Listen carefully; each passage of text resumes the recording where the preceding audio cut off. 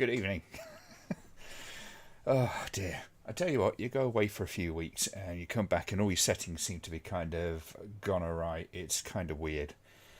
But there you go. Hopefully everybody can hear me. Just give us a thumbs up if you can, just to make sure. Uh, Apologies for the extended absence, shall we say. It's been a few very, very kind of crazy weeks. Last weekend I was back at my brother's place, so thank you, Gary, if you're watching. It was really nice to be up. I think I left a couple of DVDs up there, including I picked up the Blu-ray for The Elephant Man. I suspect I left him at my brother's place. But yeah, oh dear, Richard's apparently had a bit of an oopsie, so get well soon. Hope things clear up in that. It's nothing quite like having a fall. Okay, I'm just going to, because I've been desperately checking on settings and stuff like that, just make sure that I've got to, yeah, and the chat's doing that kind of scrolly thing as well, which is great. It's what we know and love it for. Thank you, Streamlabs OBS. Thank you for working so smoothly. I've really, really got to get the other one set up again at some point, but yeah. Oh, there's a lot of you in tonight. It's good to see you all again. Yeah. I would say, I would tell you what I've been up to, but no, there's not really been that much going on. Just work. Absolutely fucking insane. And I got a busy week next week, and then it goes quiet for a few weeks, and then it's stupidly busy for about 3 weeks, and then we hit the summertime, and I get to slow down for a while, which is quite nice, and I'll get to be able to pop home a couple of occasions, and I'll have earned so much overtime at that point. Then I'll be buying myself some nice toys. Still loving the chat speed, by the way. Yes. Oh dear. I think we have got a couple of new people in here. Don't hurt you. Oh dear, oh dear. Yeah, couple of little pickups. So one of the things that I picked up was Father Ted, the complete series, just because it's really good. My friend and I at work are always riffing on this stuff. Him being from Donegal. So it was a big part of his sort of growing up was watching Father Ted. It's just so much fun. It kind of absurdist kind of humour for the most part, well, very often. Just a great little comedy. But the one thing I did sort of get was I got this, and my brother found out my brother had also picked it up as well, and I think it's because we'd watched the same video, the Red Letter Media one, but picked up the Nightmare on Elm Street collection. So I watched a couple while I was here, and then we watched a couple more while I was over at his place. So we watched what I think is probably one of the worst, if not the worst, which was The Dream Child. What a absolutely fucking terrible film. It'd been such a long time since I'd seen it. I think I saw it more or less when it came out on VHS. But yeah, we'd said we'd be neighbours, but now we're county mates. Yes. Yeah. Jeez, I couldn't remember quite how bad it was. It's been such a long time since I've seen The Dream Child, and it's like I just sat there watching it. Going, oh my god, this is worse than I remember it. What little I remember of it, but Jesus Christ. It is at a point where they just sort of it's like about 50 puns a second. They're really just jamming in all these like kind of Kruger puns and all that sort of stuff, and it's like it's so overwhelming, and yeah, it just totally interrupts any kind of sort of involvement with the thing. I'm going to take these off in a moment because I don't really need that on at the moment. But yeah. But I'm kind of, I mean, I picked this up cheaply enough. I think it was like 15 quid or something like that. So I kind of went, what the hell. And still got the last disc to watch. But yeah, I mean, even the Dream Master was, you can see it sort of deteriorating as it goes along, really. I mean, 2 and 3 were, 3 was a lot more fun than I remembered it. I thought it was still pretty good. but then it gets to 4 and 5, and it's not so great. But I've also got the Final Nightmare and New Nightmare to watch. Been a while since I watched those. But notice something that is the entire Atari segment in Elm Street 66 excruciating. A lot of it is. It's like, oh wow, okay. The thing is, this box set, I don't highly recommend this box set. If you can find a better one, then great. I mean, it's got the films on it. It's really weird sort of way they've done it, though.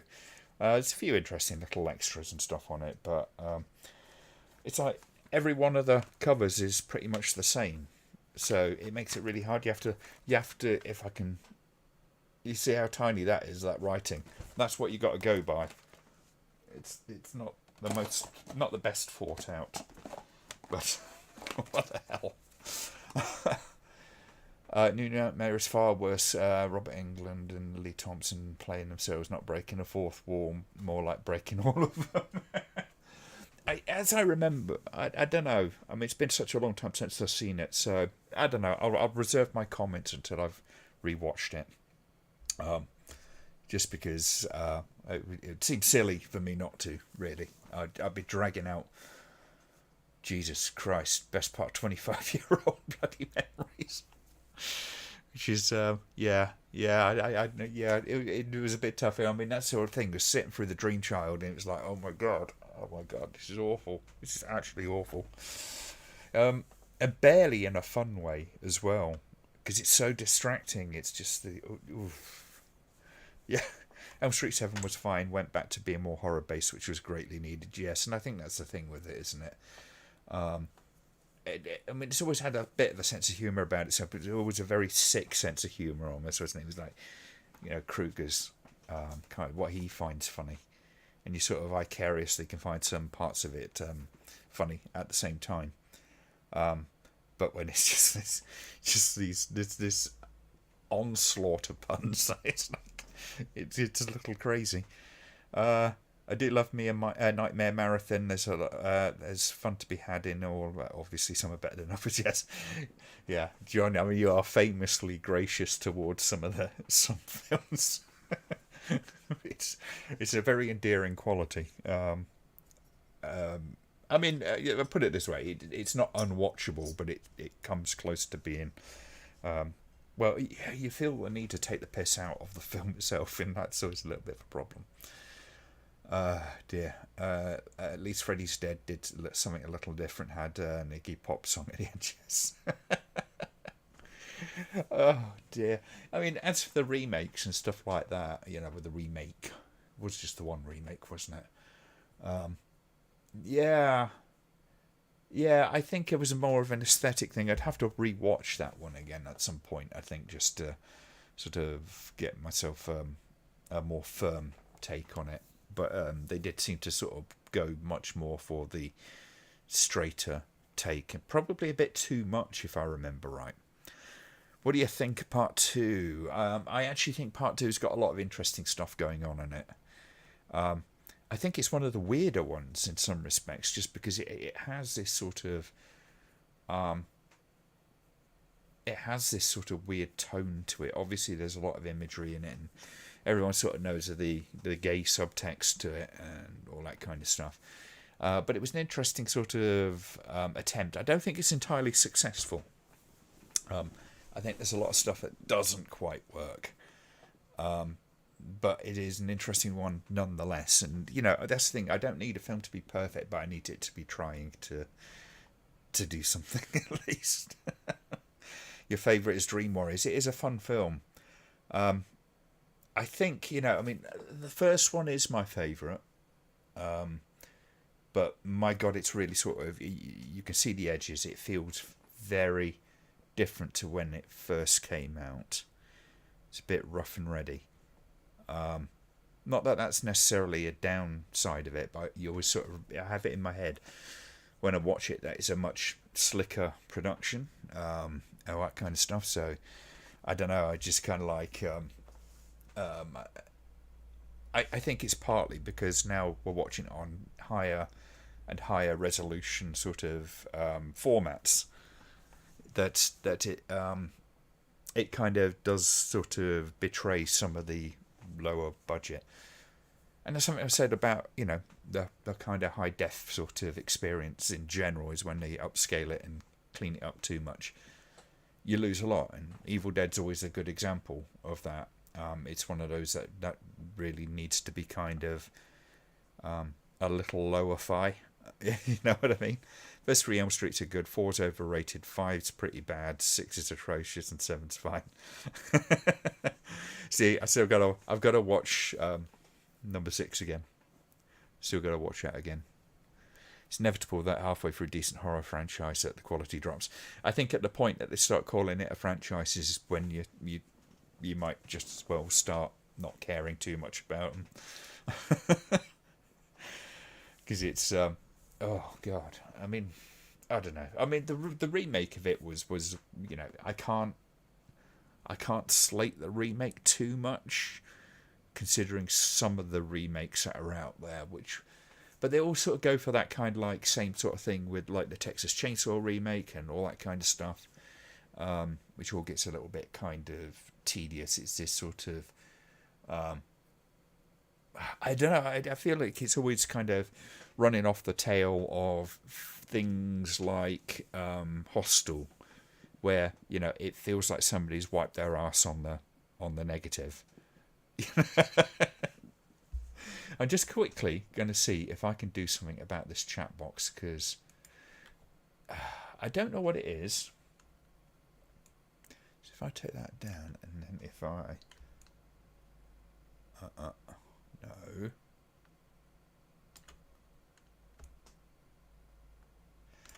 Oh, well, this is going well, isn't it?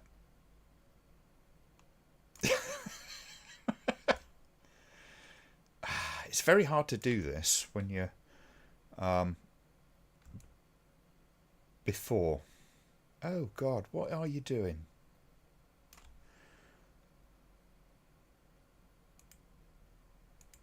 That's better.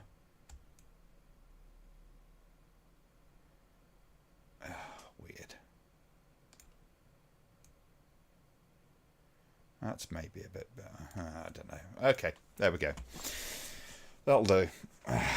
Try and figure that out another point. It's very hard to alter before you actually start doing the stream, unfortunately, because obviously there's not a lot of chat going on.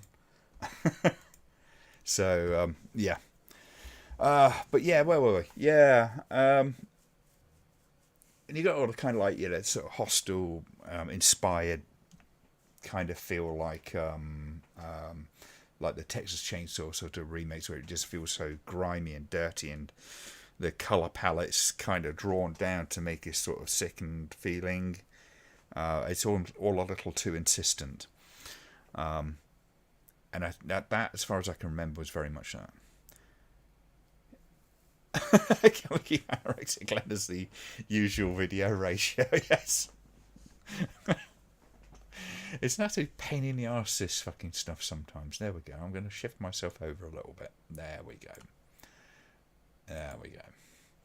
Watching the start of Hostel was funny, as it's meant to be in Amsterdam. You can plainly see Prague Castle in the background. Oh, God. Yeah.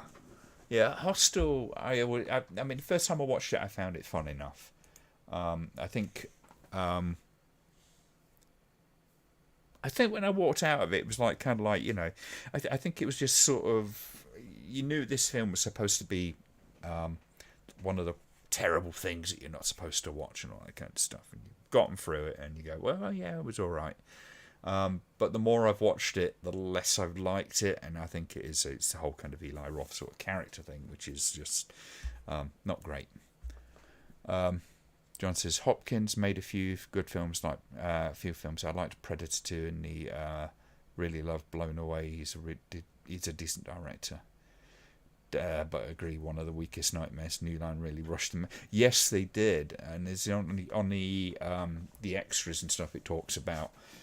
And even on the Red Letter Media one, they talk about kind of like how they just it became the way to sustain the production house, if you like.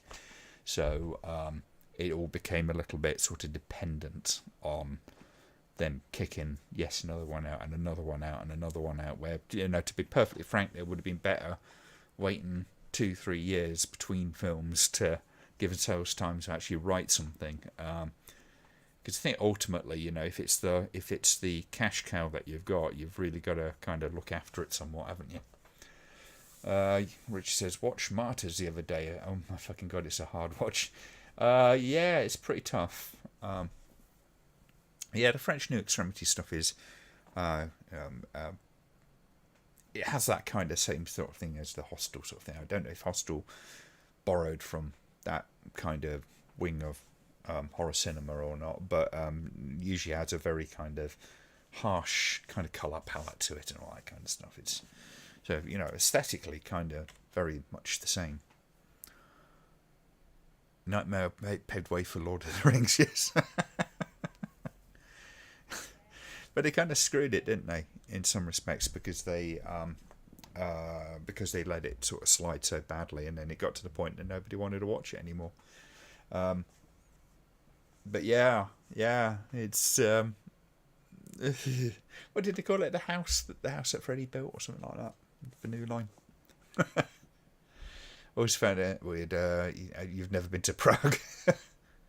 First Hostel was okay enough. Sequel's just plain annoying. Yes. Yeah, that was a Roth trying to kind of like squeeze more blood out of that stone. He's tended to be better as a one-shot director, and I don't like any of his films particularly. Him himself, I think, seems to be a pretty decent guy for the most part, from what I've seen. It's probably somebody who's got some complaints about him, but yeah.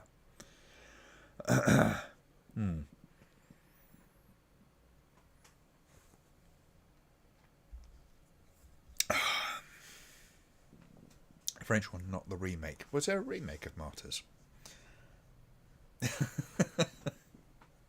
I was tempted at one point to do a series on French New Extreme, and then they sort of they fell into other areas anyway. One thing that John Rennie had kind of like put a post up earlier on. He was talking about Dawn of the Dead. And there's a series of films that really, they've had some terrible fucking remakes. A lot of people really like the Dawn of the Dead remake, the Zack Snyder one. I find it tolerable, but not much more. I did like it the first time I watched it, and the more I watched it, it's just the less I've kind of got any sort of love for it. The original I can watch time and time and time again. But the Zack Snyder one, not so much. I don't think it's a particularly terrible film, but I don't think it's a particularly good film either. But some of the other remakes are like the Day of the Dead remakes, and there was 2 or 3 of them, I think. They're pretty fucking awful. Oh dear. Director of Martyrs is now kind of blackballed from the industry due to an accident on a set. Ugh, it can happen. It also, it really does depend on quite how much they're responsible for it, because that comes in degrees. There's always a risk when you're doing something like filmmaking, especially when you're doing action scenes or stunts and stuff like that.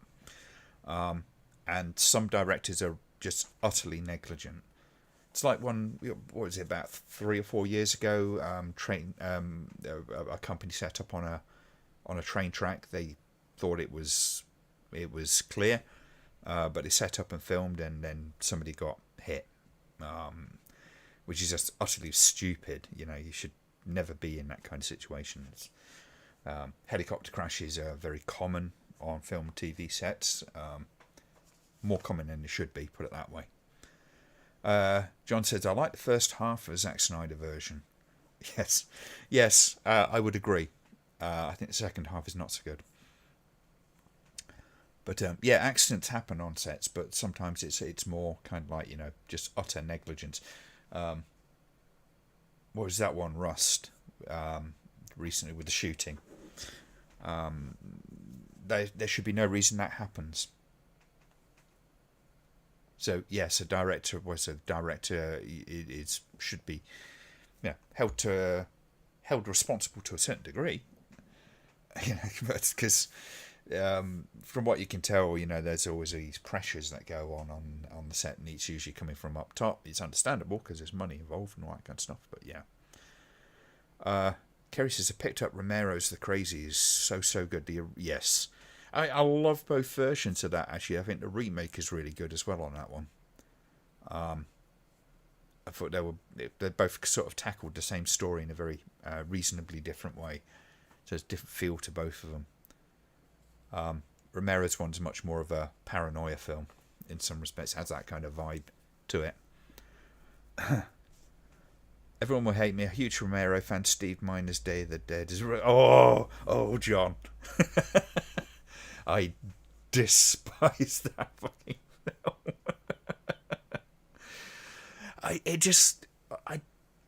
I don't know what he was thinking.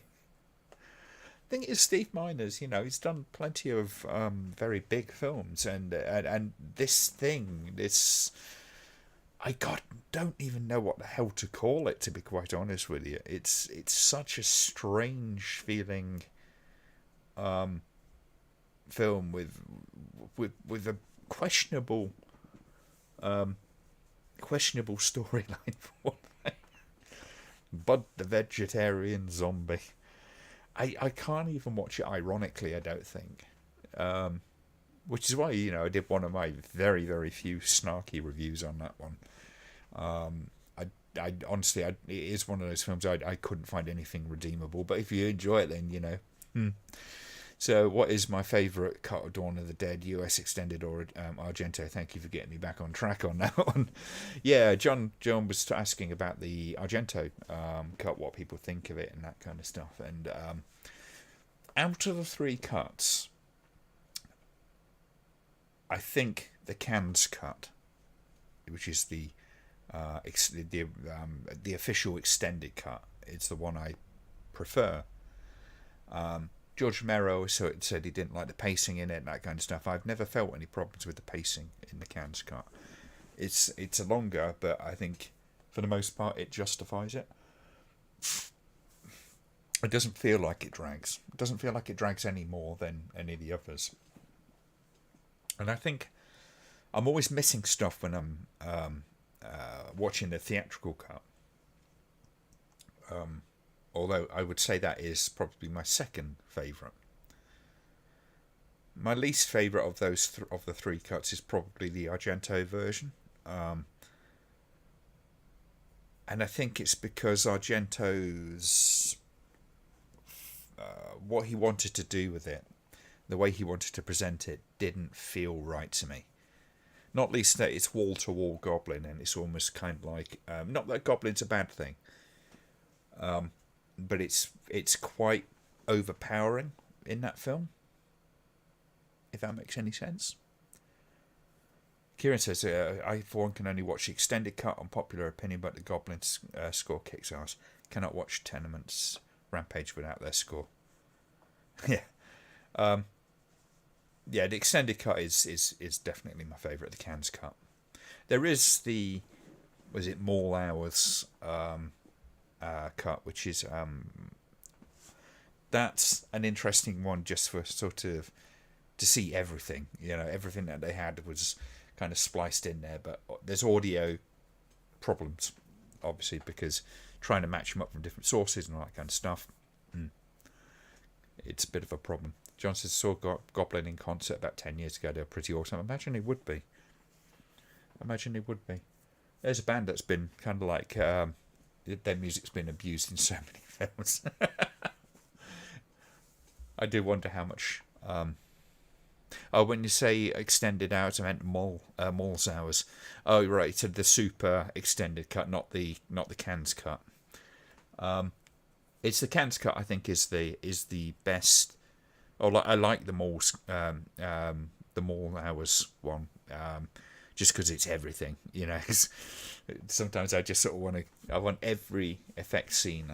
I like the fact that there's a few of the rarer little moments that were cut out of the other films, which is kind of cool to see. But I think as a film, if I'm being thoroughly critical, the Cannes cut is the one that works for me best. But thinking about Argento really misses the humour, but today's the first time I've noticed that, to be honest. I think he does miss some of the humour. I think he also kind of... I don't think he necessarily got some of the satire, which is why I think he got rid of a lot of that stock music that was in the film, which I imagine he probably thought was just a bit ridiculous. But there's a point to that ridiculousness. So, would like to go to a John Carpenter concert though. Oh, that'd be cool. Yeah, I said make it quick if you can, because he's not getting any younger. Dear.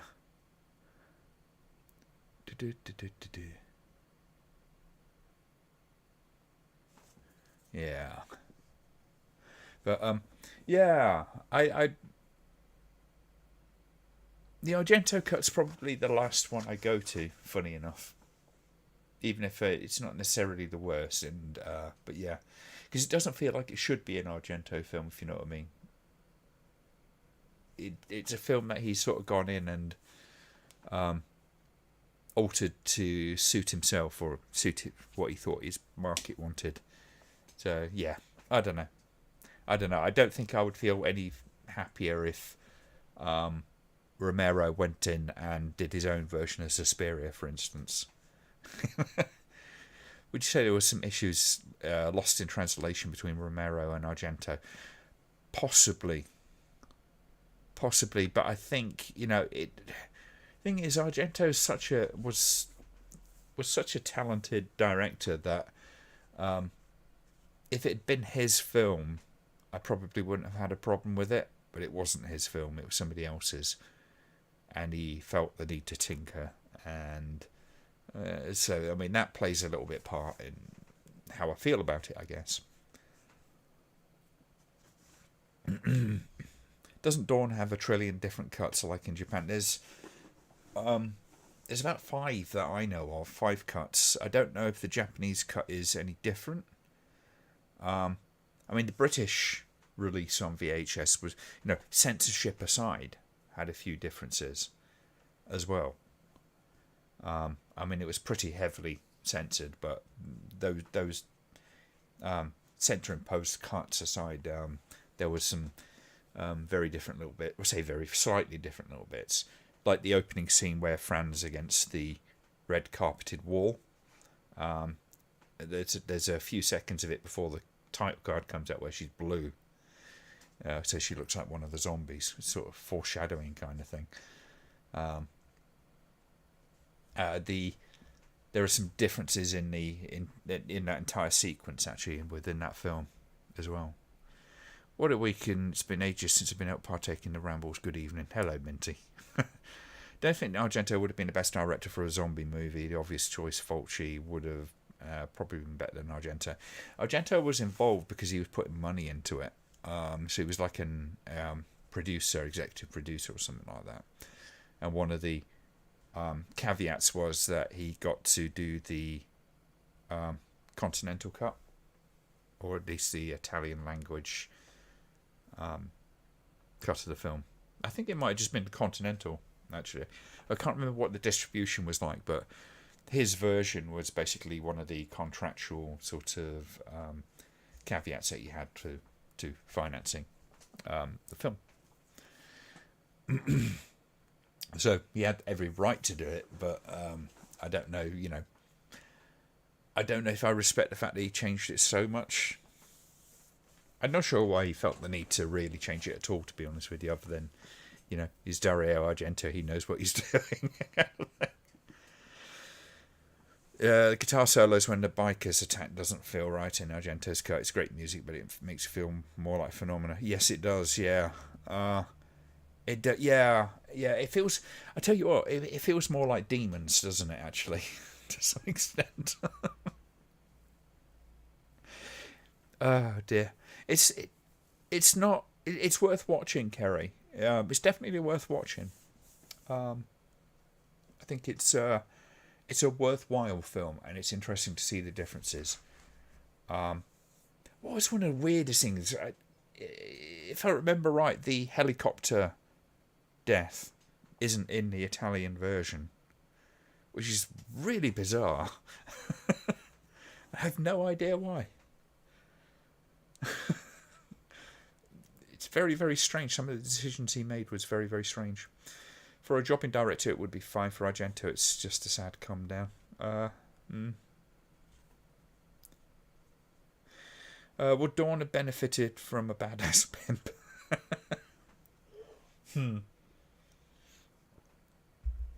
I think every film could do with a little bit of Tony the Pimp.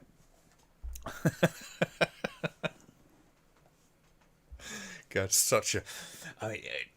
such a cheesy film as Demons, but so much fun at the same time.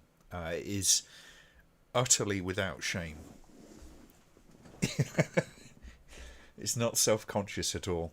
It just does what it does, and just batshit crazy stuff. And I always feel like there's something missing, because that helicopter comes through the ceiling at the end, just out of nowhere, just Deus Ex Machina.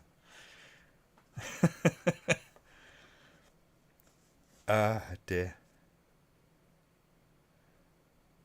Who's Dawn? Why does she need a pimp? I think a good end of the world film helps somehow, unless it's Threads, because that's it's not helping you at all. It's just going to depress you. I was thinking about watching that again, actually, but yeah, I don't know if I hate myself enough at the moment. Oh dear, spin off with Wooly and Tony the Pimp. Make it happen, people.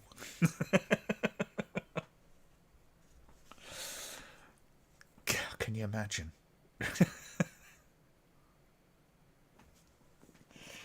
Oh, yeah, that whole sequence. I mean, Dawn of the Dead was one of those films that I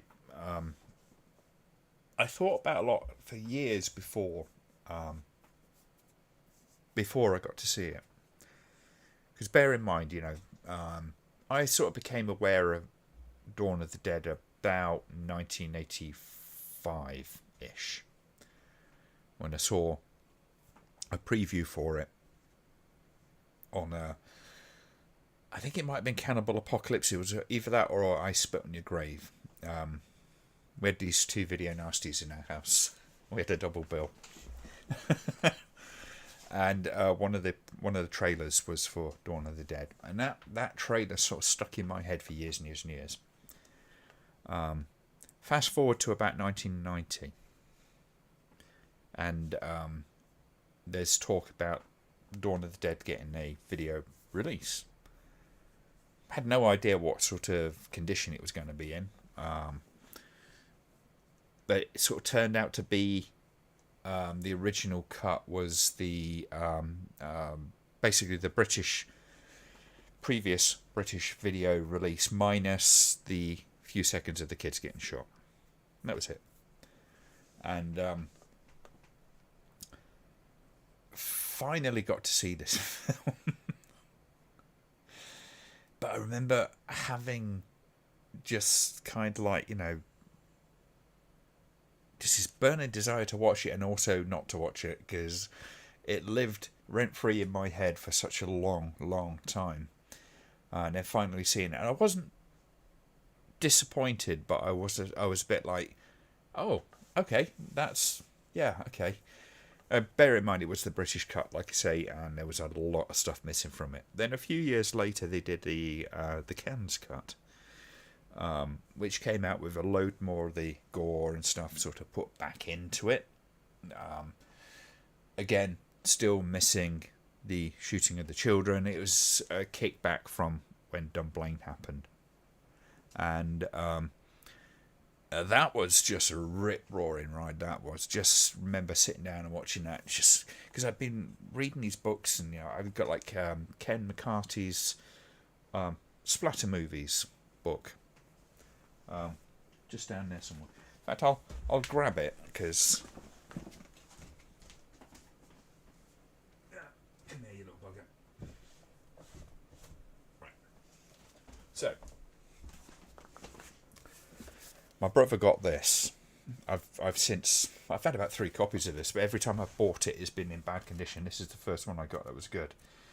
So I started looking through this, and eventually it's like, you get to Night of the Living Dead and Dawn of the Dead and stuff like that in this film. This is a good book, by the way. It's definitely worth grabbing hold of. But seeing images like that, and in various other places, just reading about that particular movie, and noticing that certain things were missing. And when I eventually got to see it, like, completely uncut, that was amazing. Because now you can get it completely uncut. Obviously, in Britain, it's just the US kind of everything that needs to be in there is in there.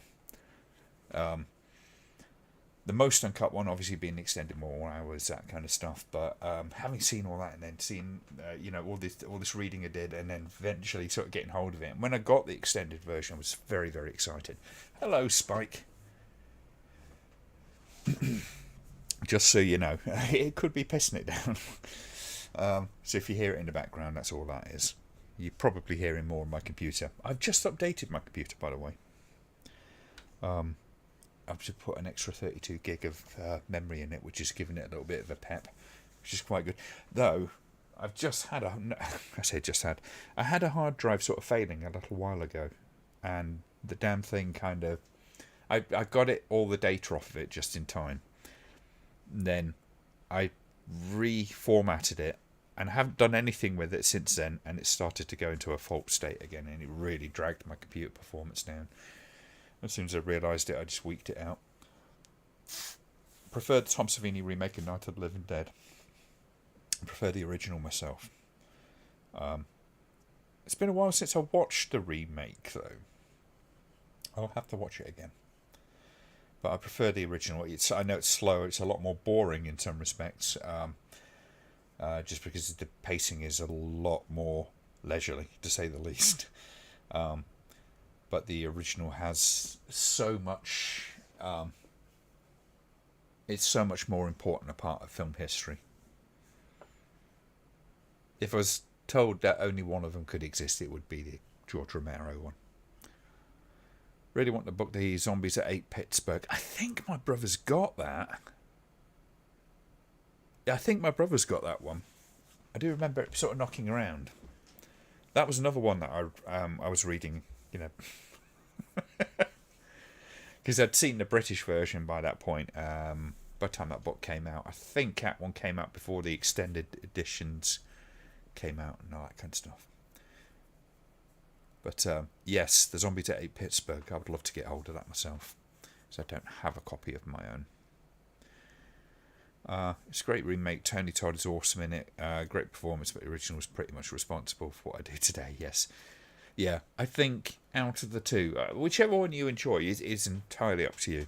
I think I prefer a lot about the original one to the remake one. The remake's great, all that kind of stuff. It's not a bad movie by any stakes, but it feels kind of like, it's kind of like trying to remake Casablanca. It's a bit ridiculous in some respects. I just don't know why they did it. It didn't seem very relevant to do it. Not that they didn't do a good job with it.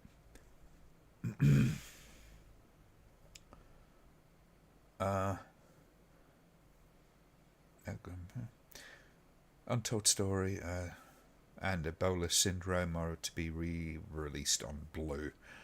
Okay. Oh, I mean, somebody talked. What was it? Oh, Calamity of Snakes.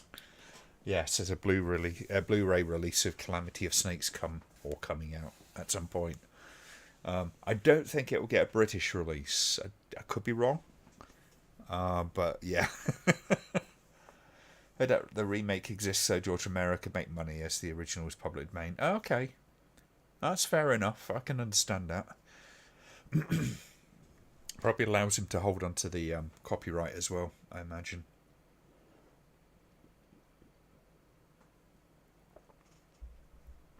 At least, John, that's a better way of doing it than what some of the other people did. Right?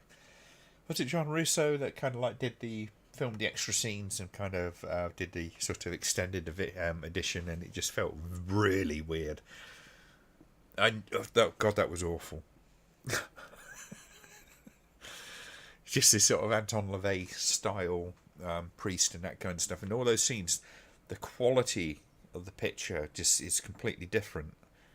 Obviously, because George Romero was working with some very old-fashioned, well, I say relatively old equipment compared to what they filmed. Which I think was digital on the extended edition. You think it will, from what you've heard? Really, I'd be surprised because there's a lot of animal cruelty in that, and I mean, unless the BBFC don't care about snakes, it does look like there's hundreds of snakes get just killed for the sake of the movie. In that, it seems a little egregious for it to get past. I could be wrong though. Oh yeah, man. John says, yes, I love Russo, but what was he thinking? Oh yeah, money. Yes, he did have a tendency to do that. It's understandable, these guys didn't make an awful lot of money out of what they did. Yeah, I think even George Romero, for the most part, lived a very humble life compared to what he should have been doing. Anton LaVey, you say that that man had some far out views. Yeah, he's a bit out there, wasn't he? Random factoid, I recently picked up Salon Kitty, barely watched anything from Tinto, so hopefully it's a good one. I would say that's probably one of the more interesting ones from what I can tell. Tinto is one of those that I would like to actually sort of really kind of explore somewhat more. I really want to make the effort. Tinto Brass, for those who don't know, kind of like big one for doing, I don't want to say sex films, but kind of erotica type stuff, or erotic films, full on stories and all that kind of stuff, but no shortage of TNA and the likes. And obviously, he was involved with Caligula up until a point.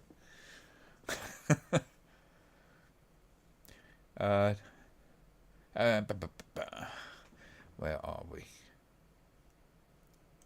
Many cat-free films, much like video nasties, just don't justify the rep. Yeah, not by today's standards. That's the thing, isn't it? Though, there was, I think it was Richard, kind of pointed this thing out to me. BBFC, primed for profit. The BBFC's double standards, and there's an article that kind of talks about.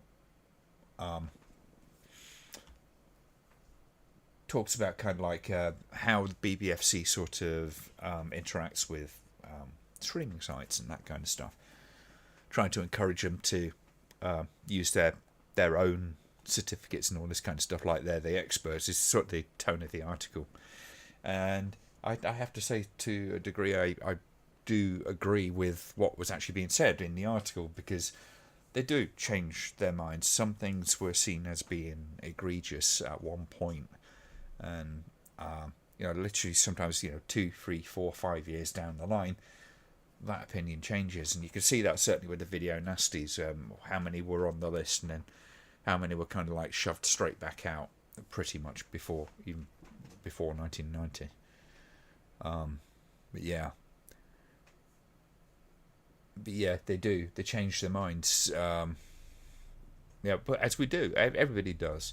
Old films tend to sort of, not always by a long shot, I'll give an example in a moment. Old films tend to sort of get diffused by time, in terms of the impact. A few notable examples would be something like Cannibal Holocaust or Salo, to name a couple. Spit on Your Grave. Still films that really kind of pack a punch. I'm talking about kind of remakes and stuff like that. I Spit on Your Grave, the original is quite a remarkable film. The remake, a long way from that. I mean, don't get me wrong, the remake is very uncomfortable in some respects, but it has a very different kind of tone to it, in my opinion. You also bought Caligula, the uncut version, but it hasn't arrived yet. It'll come. Speaking of erotic films, got the Golden Goya Blue Rita release. Watched it the other night. Wow, what a transfer. Yes, I did review that at one point. See, John's really getting into the Jess Franco stuff. There's going to have to be a point, I think, where John and I do a joint stream or something like that, and we just do a Jess Franco night or something like that. Just, I mean, it'll piss off some people who watch, because not everybody's here for the Jess Franco shit. Last House on the Left still bites hard. Again, there's another film that really did not need a remake. They don't get me wrong. Last House on the Left has some real problems. The comedy cops kind of thing just doesn't work. There's a few little aspects of the film, but that film still has a bite to it for sure. And it makes me squirm thinking about it. Is the dream sequence where Weasel wakes up on the surgery table and it's the doctor and his wife, and they get their chisel out right against his teeth, and there's a clang, which is just perfect filmmaking. Because if you don't go, oh, when you're watching that, you got no sense of empathy if you're not squirming in your seat.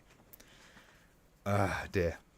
Commentary from 8 Diagram Pole Fighter from a supposed expert. It's hard to identify the lead because they're all dressed as monks. Hello, Grobnob.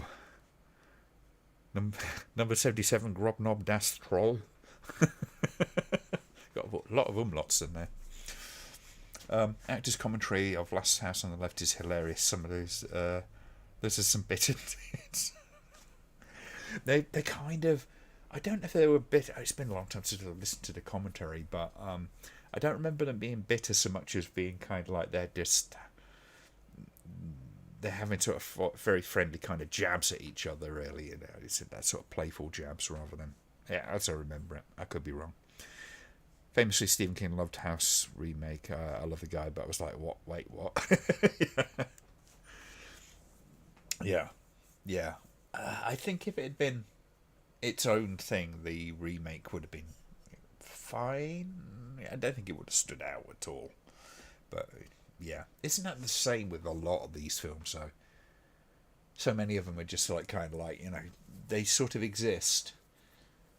You sit there, you can watch them, but you don't really get much out of them when it comes down to it. But yeah, but part of this article it says British centres allow wealthy streaming giants to self-certify at a reduced cost while still bleeding physical media distributors dry. And isn't that the truth? I think there's still a bit of a problem in some respects in terms of how, because the Video Recordings Act, which is the legislation that is all sort of hung on, is still very much kind of geared towards physical media because that's what it was created for originally. So when it comes to the streaming thing, there's still this sort of legislative kind of grey area which is going on. It could be just the fact of different audience desensitized to violence. Yeah. I think Stephen King loves nearly everything if you give him a check to review it. I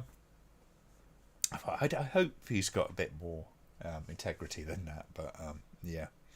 Recently watched the Suspiria remake. I was not impressed. I actually really like the Suspiria remake.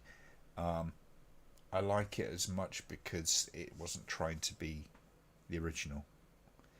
But it was still trying to do interesting things with that story. I'm sorry you didn't like it. It is slow. It is a bit ponderous. So yeah, but I've always had this weird thing. I don't know what it is about me. I don't mind a film being boring if there's a reason for it to be boring, or if it's trying to do something. I can be quite patient with a film like that. So a film like that suits me just fine.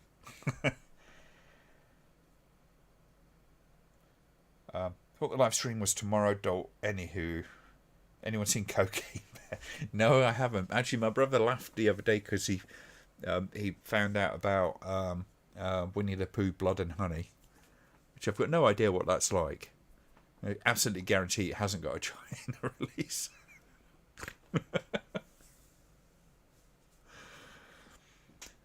I mean, Cocaine Bear, you know what it's going to be. If that's your kind of bag, then you'll probably enjoy it. I don't think I would enjoy it very much. Anyone see that the 4K and Blu-ray box set Texas Chainsaw Massacre released by Second Sight? Sold out quickly, and scalpers are asking 100 to 150 for it already.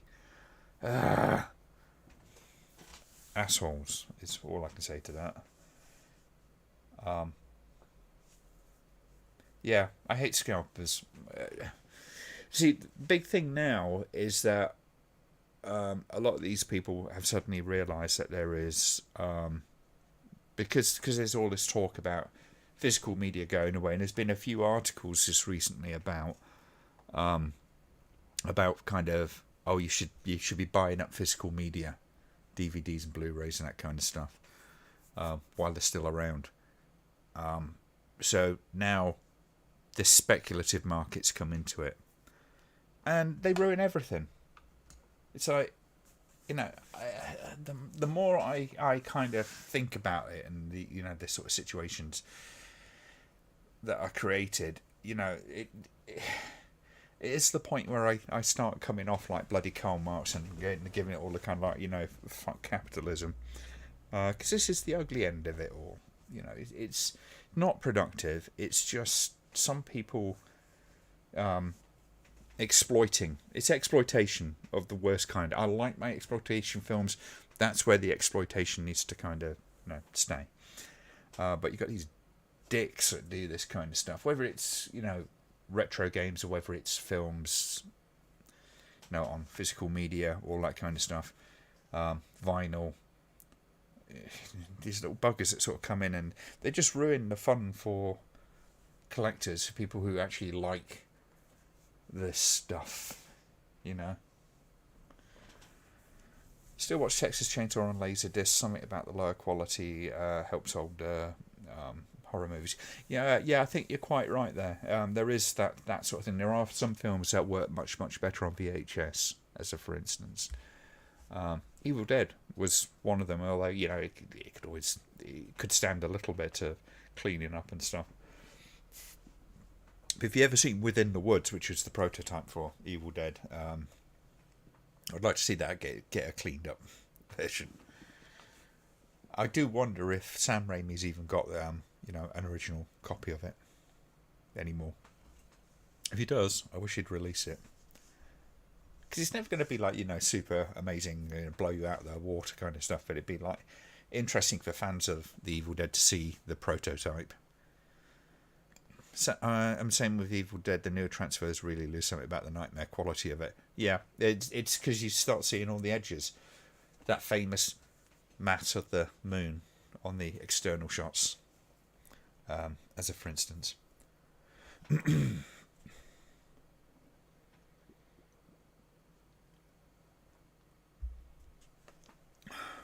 Saw a post on a Facebook group where someone rightly complained about a Manhunter DVD slip, not the film itself, going for nearly $1,000. And who's buying it? Who is going to buy that? Realistically, I tend to throw the slipcovers away. I'm a bugger for it. I mean, there's some collectors who would absolutely kind of kick me in the nuts for doing it, but it's never been about the boxes. It's never been about the collectability of it all. It's about having the film, having a good quality copy of the film. Yeah. Got to you, John. I was lucky and managed to pick it up from Second Sight website along with the Martin release. Yeah. Yeah, and you know what? I mean, the fact of the matter is, if the distributors wanted to do something about it, they could. Because all they need to do is go, right, okay, there's some gits selling this thing for $1,000 or whatever. We're just going to now do another limited release of 400 or 1,000 copies of the film. And keep doing it, and keep doing it. Because if people are still after these things, they will pick them up if you do them in small batches. And they will happily pay 50 quid over £1,000. Maybe for sale for 1,000, but is anyone buying it? That's exactly what I would ask, yeah. I did get the Martin release for the Great Soundtrack CD. Ah, okay. have to say I paid top dollar for Fleshy to release for slipcover, and I just, yeah, I've never really been that worried about the boxes in general. Slipcases I just find them annoying, to be honest with you. Somebody says, "Oh, you could sell them on eBay and stuff like that." I'm like, mate, don't know if I can be asked. I mean, if it's a really special edition, then I won't bother. I won't get rid of it. It'll just be part of it. Say something like, let's see if I can get this out without ripping everything off the fucking. Right. So you got ones like this for Demons 2, right? As for instance, it's quite a nice slipcase, and the Arrow ones are actually quite nice. So I won't throw that away. But if it's something like, I'd almost say something like even with that, just keep the Blu-rays. But it's quite handy when it's a multi-pack because it keeps it all together. When it's something like this, as a for instance, why would I don't want to have to keep taking it in and out of that. And it's sat on the shelf like that. It's not sat on the shelf like that. It's sat on the shelf like that. So, why would I need that, personally? I don't know. I get lots of slips, but I don't think they're worth any serious amount. Yeah. Best version of Evil Dead is on DVD. It's not remastered like the new transfers. It has brilliant Bruce Campbell commentary. And Evil Dead 2. Actually, Evil Dead 2 is one of the ones that hasn't had that much of a... it did have limited kind of one. I think it was Blue Underground. Was it Blue Underground? Or whatever. But, you got the Book of the Dead edition. There was one for each film. That's a really good version of the Evil Dead 2. But again, it's not really one that necessarily needs a full-on Blu-ray. Certainly not a 4K. Why would you do 4K? Just ridiculous.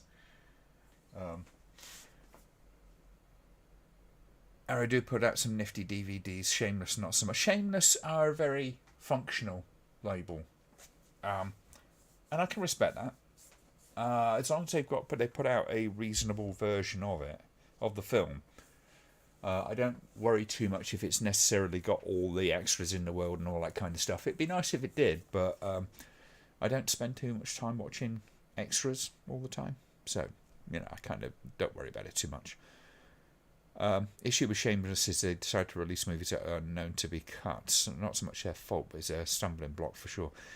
It can be. It can be occasionally. Sometimes it's the only ones they can get hold of. Sometimes it's the most expedient one to get hold of and get released in this country. But there are some, let's have a quick look up here. This is some of my Shameless. Apologies for having to look at my belly. Oh shit. Let's try not to wreck the place. I really need more shelves. So, this is just a selection, right? So, I love the fact that they do the reversible slipcovers and that kind of stuff. The Beast in Space, for instance. My Dear Killer.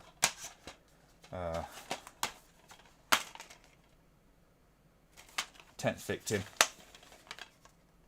La Decima Vittima. And Love Goddess of the Cannibals. Right, so these are films that for the most part nobody's really going to release.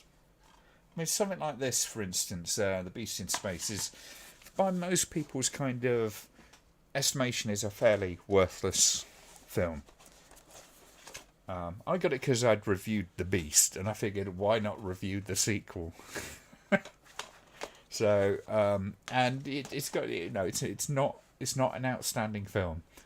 Certainly not the sort of film that most people would be able to sit through and really enjoy. I kind of enjoyed it, but I'm just weird like that. So, all these strange little films that they tend to do. You know, these are the kind of titles that I sort of respect them putting out, regardless of the extras and that kind of stuff. I got Oasis of Fear up there, and they did Don't Torture a Duckling as well, which was a little unusual for the time to try and find. I think there's better versions of it now. And I respect the companies that actually sort of take these otherwise no-hoper films, for want of a better word. So it's kind of cool that you can still get hold of them, and you can get hold of them on a decent, physical release, regardless of all that other stuff. So for all their faults, and they do have a few faults, but for all their faults, I'm glad they've been around, and hopefully will continue to be around. Shameless did a great release of New York Ripper. Yes, it was cut. Yeah, it was definitely cut in this country. It's not a film I enjoy though. Yeah, it's not Fulci's finest moment for me.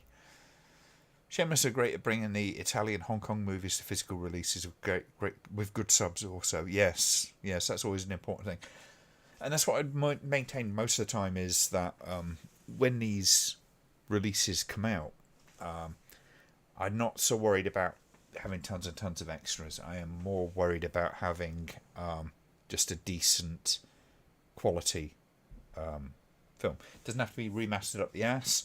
It just needs to be a good, clean, stable image, preferably with really good options in terms of subtitles and stuff like that.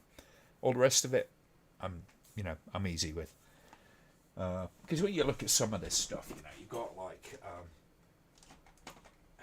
let's get these out. There we go. So, obviously, at the other end of the market, you have Criterion. So, and they vary in qualities as well, but they're usually pretty good releases that are designed with loads and loads of really good extras and all that kind of stuff. And I'm glad they're finally doing sort of UK releases and all that sort of stuff.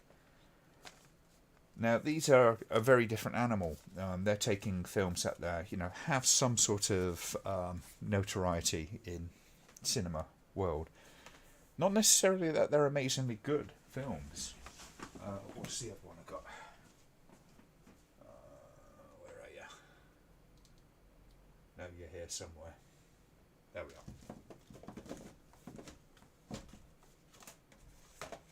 There we go.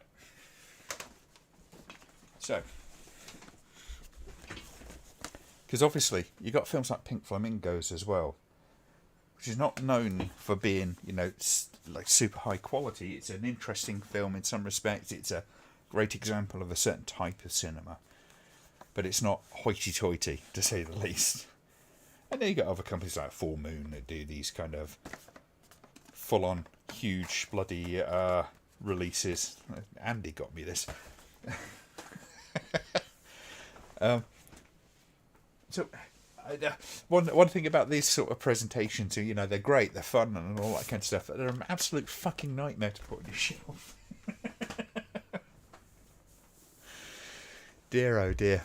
If they allow Ebola Syndrome and the Untold Story uncut, New York Ripper should easily pass through. Now, there's certain aspects of the New York Ripper. I don't know about Ebola Syndrome and Untold Story, but New York Ripper has some particularly sadistic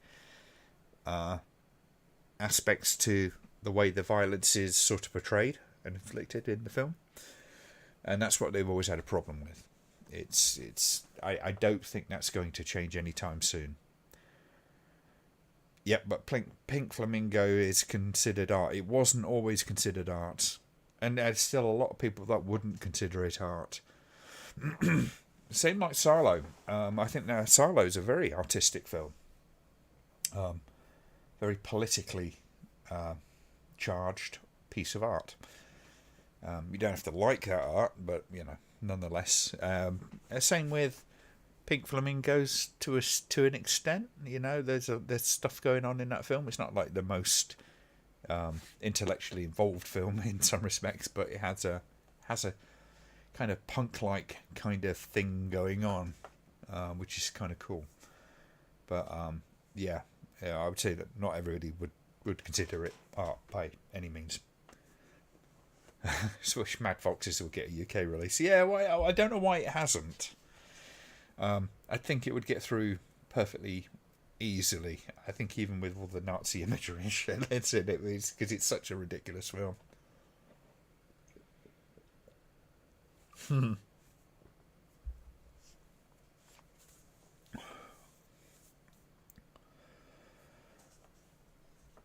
Yeah, I think Kerry, you're quite right. The Criterion release of Pink Flamingos doesn't go overboard, and I think that's actually been a very good thing about how they've handled a lot of their releases. Is they don't go overboard with kind of like, you know, cleaning it up too much and all that kind of stuff. They try to keep the original vibe, original feel of the film, how it would have been presented at the cinema, for instance, which is important because there's too many films that they send through the production company to get upscaled and all that kind of stuff. And it's all done too much. It's just scrubbed up and sharpened up far too much, and it doesn't feel like the same film. And I think that's a big part of the problem with how the first Nightmare on Elm Street, going back to that film, I think that's a big part of how that film has suffered a little bit at the hands of the progress of technology. I think it's been cleaned up way too much. Pasolini is a master man. Totally understood the political power of the film. Yeah, so many people would struggle with it though, because people can very immediately reactive to certain provocations, and then dismiss whatever that thing is because it sort of presents these kind of images or ideas, and then suddenly that means it's invalid in a lot of people's eyes. I try to keep an open mind as much as possible. Find a BFI release of older movies, especially with the recent Bergman box sets beautifully restored. A BFI again, you know. I mean, so I've got the Salo. In fact, I've got two of BFIs. So I'm gonna have a shit ton to put back on my shelf, aren't I? At the end of the day. So that was the original one that I got, which was, I think it was the first re-release of Salo. Since it, you know, when it got released originally, it just didn't make it. So, I think it was the first home release for Salo, and that's my lecturer Ben Halligan challenged me to watch this film, and he said it with a smirk on his face, and I remember to his fucking day, because he let me Cannibal Holocaust and something else. I can't remember what the other thing was. He lent me those as part of my dissertation because he's, you know, had an interest in those kind of films as well. And I was chatting to him about, you know, Cannibal Holocaust and that kind of stuff. He says, "Have you seen Salo?" And I go, "No." He goes, "Oh, you should watch it. You can get it on DVD now." Are you gonna watch it? Kind of thing. Oh man, I miss that guy. Maniac has been released uncut now. I think that's worse than New York Ripper. No, I think New York Ripper for me. I mean, yes, there is an aspect of Maniac which is does have that kind of thing. But I think, for me at least, I think New York Ripper particularly revels in it, where I think Maniac has a different kind of thing going on. It's not presented as being enjoyable. It's presented as being quite perverse and disturbed. There is something about the vibe of New York Ripper that kind of feels off, whether that's deliberate or whether that's just kind of Fulci being, you know, a bit of a shit, because he could be. He was kind of famously not particularly a friend to women. So yeah, I don't know. I mean, from what I can tell, that's pretty much part of the biggest part of the problem with New York Ripper has always been. It takes a lot of close-up attention to infliction of damage in a sexual way. Maniac doesn't do that so much. But yeah, that's the other one I've got. BFI, Blu-ray, Salo. I've also got the DVD on there as well, so I've got 2 DVDs. And I'm not getting rid of this one though, because I like the case on it. It's kind of, well, it always scares me a little, because it looks like you're going to get right nasty finger stains all over it. Poor Glenn, tricked by his lecturer. Yes. I will never forget the first, because Ben Halligan, he interviewed for me for my for when I was applying to go to university, and there was a. He goes, "What's your favourite film?" And I says, "I really like Evil Dead.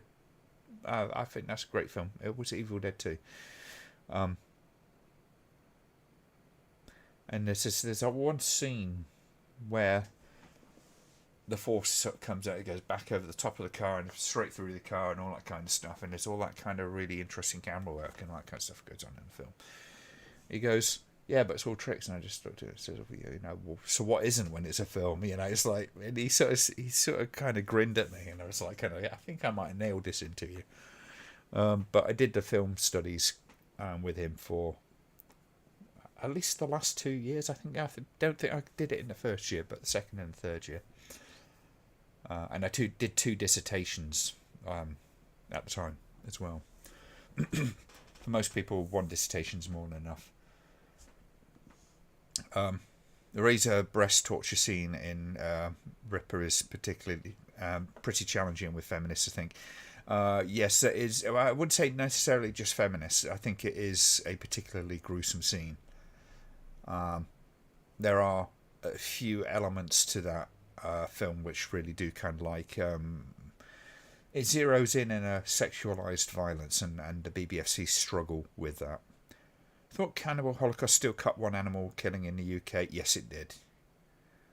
Yes, it is the Cotamundi, and it was basically because it was so badly botched that the animal clearly was made to suffer in a protracted fashion.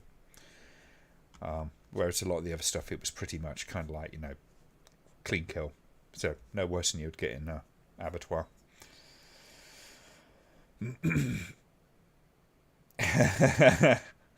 Bad taste. I got a chunky bit. Aren't I lucky? Do you still collect the Section 3 on VHS? Picked up Street Killers recently. Haven't watched it yet. I haven't got any VHS in a long time. I'm going to have a look. I've had other things I've been wanting to spend money on. Not least that thing in the background. So, for those of you who haven't been introduced to it, there you go.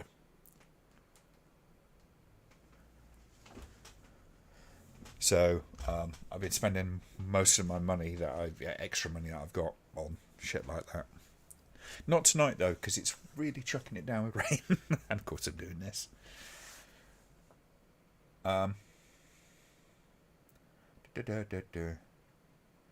But Street Killers is kind of a cool one to pick up. I've never seen that around for sale. A lot of scalpers again. They leave you with utter trash. One of the things that really kind of pisses me off is when you see these kind of like you get these kind of like grading companies and stuff, and they just seal them in fucking vinyl cases, and yeah. It's like, the point is you're supposed to be able to play the goddamn things, but no, they're just going to sit on the shelf and just look semi-pretty. But when they go in those cases as well, it's like, so you tend to get left with the utter trash. And I've got some films on VHS that are utterly battered, but viewable some which are barely viewable. But the reason I got most of the VHS that I've got is that they weren't available in any other form at the time, or it's got a particular resonance with me for one reason or another. VHS is probably the only way you go get wrong way these days. Yeah, probably.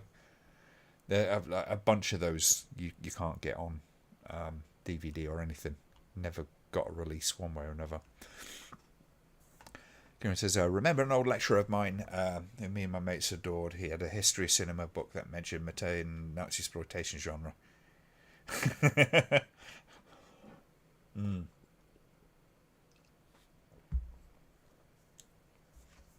found it for £35 on eBay. Oh, excellent. I hope it's in good nick. Right back.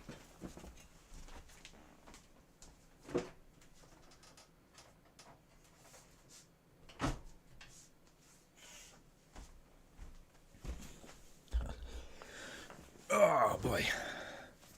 Beast with a Gun is easier to find on 88 Films Blue. Yes. I've got the version that I participated in the extra for.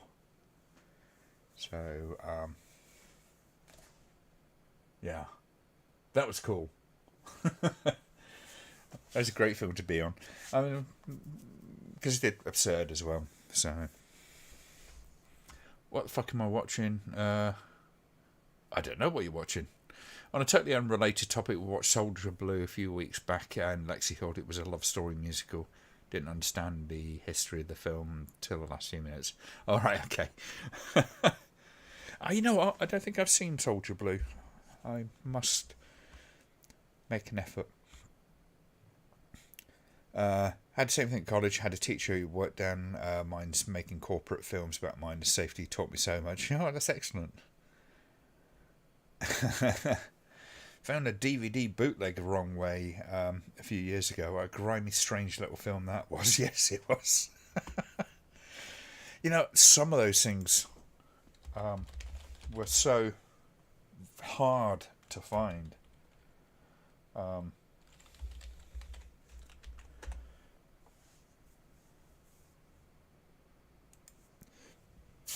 The wrong way is, I think I ended up, because the version I got was, I managed to find it somewhere online. Downloaded it. And it was one of those situations where you sort of like go, right, okay, oh fuck, I've got to go to some really kind of like, you know, depraved sort of sites to try and find this damn thing. It's like, you know, pull out the Ethernet cable from the back of the computer, shove a condom on it and plug it back in and hope it works, because you're going to that part of the internet where it's like it's so infected with viruses you're probably going to break out in hives. So, it's not pleasant. And it's a weird little film. It is a weird little film. I'd love to see a reasonable kind of like version of it. It really ends very strangely as well, so I got the feeling that the version I got was probably from a damaged source or anything. It's incredible that I could even find the damn thing. Which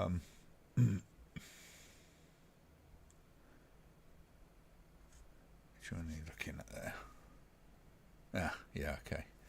Writing a review on it, Carrie, had a huge impact on me, that movie. Yeah, you've been very busy, haven't you, John? Getting all your reviews and stuff done. I'm falling behind again, unfortunately. I am about halfway through Night of the Eagles, so hopefully it won't take me too much longer. Should have some time over the next few weeks to sort of really kind of get stuff going with that. What to do after that, I don't know. I'm wondering if I'm on a little bit of a catch-up with Jess Franco's film kind of jag at the moment. It's usually something to write about with his films.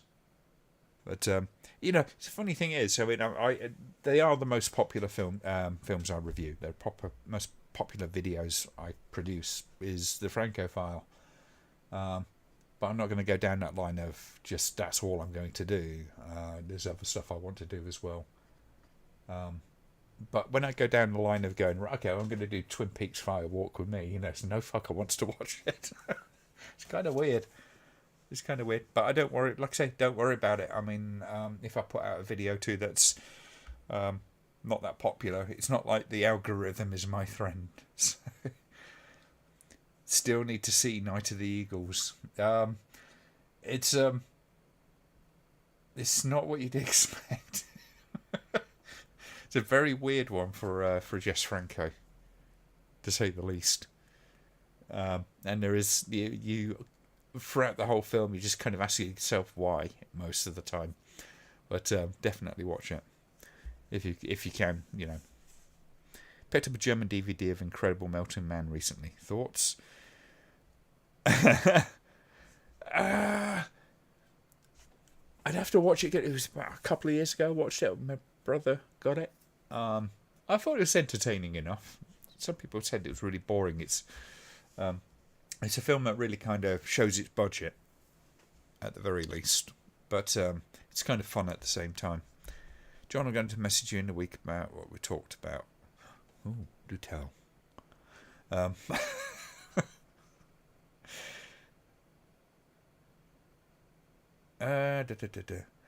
Still haven't watched it. Yeah.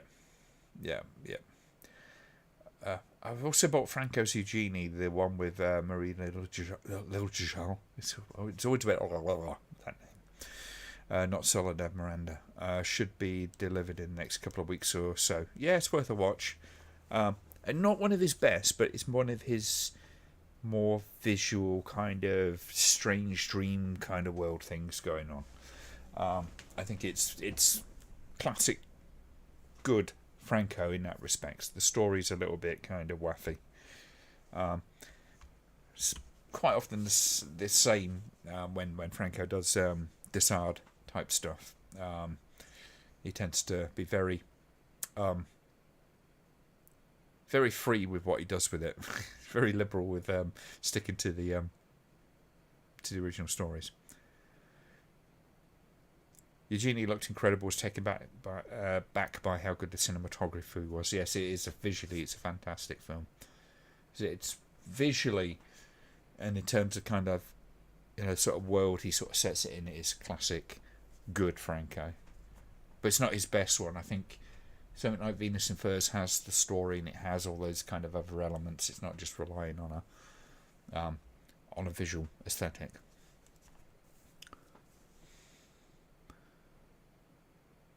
When's the next watch along, Glenn? Will feature Al Cliver. Tell you what, Spike, if you can find a decent Al Cliver film that you want to watch, we will do it. Just make it like probably a Friday night, but message me. You find one that we can all sort of access, we'll do it for you. But yeah, I think it's all good. Oh dear. I was kind of...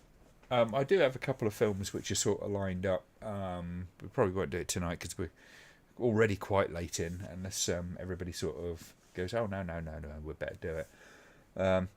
But between, I think, Kerry sort of suggested either Society or Meet the Feebles. Both got YouTube versions. The Society one does have a rather... invasive subtitling on it, but there you go.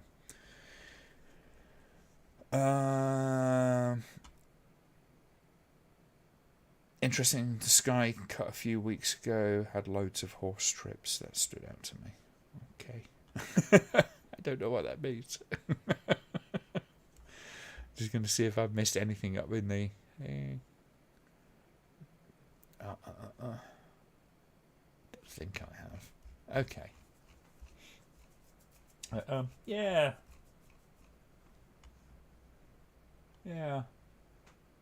I think, with Calamity X getting a Blu-ray release and all that kind of stuff, that'll be...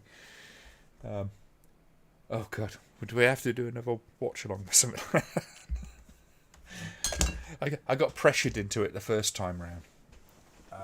But there you go. Nightmares Come at Night is still my favourite. I've never seen another film like it. Yeah. Yeah. I mean, that's really kind of Franco when he was working on the extremely low budgets, but still kind of had a bit of artistic freedom to do what he wanted to do. It's a good film. Though, I think somebody kind of like put a comment. It was one of the Geek Juice lot from back in the day, and I put a review up. Nightmares Come at Night, and she put mostly. Oh, that's right. Yeah, it was Cinema Snob's ex-wife. Ex-wife? Yeah, I think they were married at the time. I've found another playlist, but it has more mainstream 70s and 80s movies. Oh well, okay. Get that onto the Ramblaholics at some point, and then we'll definitely, we'll have another look at that at some point. I think that'd be kind of cool. Yeah. God, he's really pissing it down out there. But yeah, I don't know. I'll tell you what we could do. I do have a video of, we have top 50 scariest PIFs video on YouTube. So if you want to watch that, or at least we'll watch a bit of it, it's a 45-minute video. It could be fun. So just give us a thumbs up if you want to do that. Did you ever do Night Riders? Still one of my favourite. I've reviewed Night Riders. That review did not do well. That was one of my kind of summer reviews that I did. I did a series of films that were kind of outside the usual genres, but nobody wanted to watch those reviews. Because one of my favourite reviews I've ever done was for Holy Motors. And the Man Who Fell to Earth, and there was, I did a bunch of films like that, and all really reviews I was very, very proud of, and none of them did anything. Hopefully drier tomorrow with improving temperatures. I've got to have a look at my bike, because for whatever reason it's ticking over too low, and I've got the feeling that the throttle cable may be on its way out. So I've got to see if I can adjust that, and if I can't adjust that, I need to get a new throttle cable. I can't really do that while it's raining. Easy either way.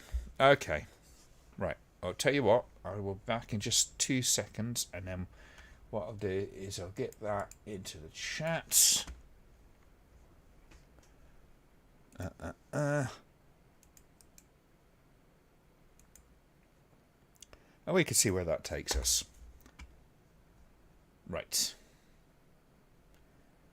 I will be back in just a moment.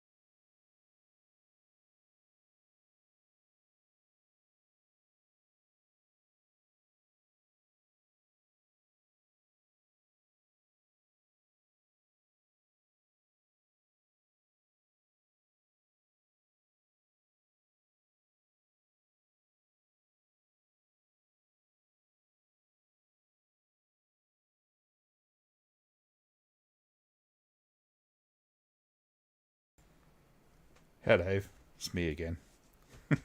Did you miss me?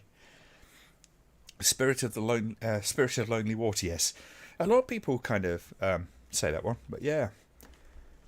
Holy Motors, man, I forgot about that flick. Yeah, it's really good. It is one of my favourite films. It's such a beautiful, beautiful film. And it always sounds very kind of pretentious to say it's a love letter to cinema. It's exactly what it is. It's just a beautiful, beautiful film. Made with such passion. Little weird, but yeah. Don't know if I stick around. Got some revision for upcoming weeks to do, though I'm sure everyone thinks I'm too scared. Nah, you'll be fine. Okay, so those who are joining along, we'll get yourselves ready and we'll get started in just a moment, and we'll watch the top 50th scariest PIFs. This is, kind of like one of those things. It's remember growing up with a lot of this stuff. And it's mental, but it was a shock tactic, and the fact that I remember it to these days is, probably a testament to just how effective they were. Can't say you forgot not to cross the road right or something like that, I guess. Righto, let's go. So we're going to start on count of 3 on the go. So 3, 2, 1, go.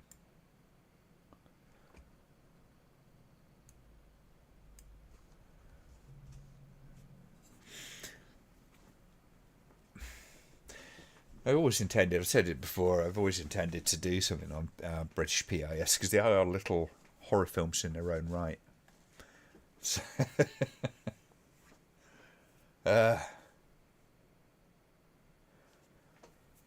see, I remember this on the TV.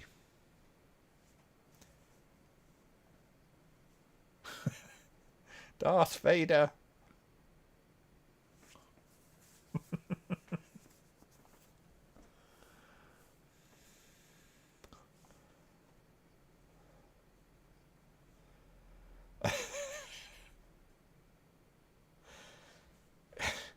I mean, it's not even Metal Mickey, is it?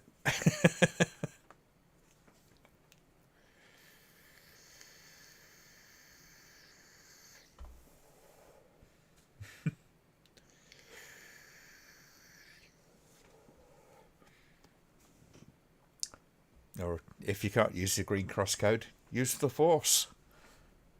That is not R2D2. It is not.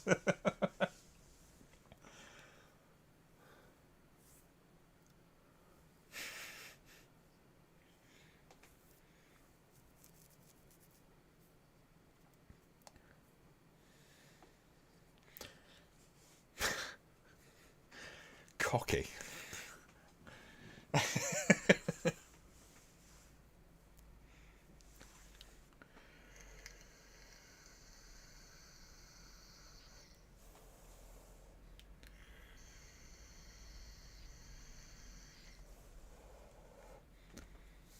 And all the animals died, and everybody hated.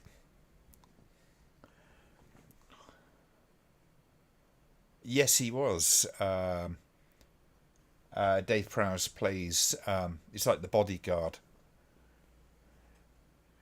He's also in Hitchhiker's Guide TV series. He plays a bodyguard in that. Funny enough. Could you imagine that being Darth Vader's voice? Yeah. Well, the guy who played Marvin in the suit in the TV series both discussed it. He says, "Why do you think they didn't allow you to use your own voice?" And he goes, "They've got no idea at all." Would you like to see some puppies?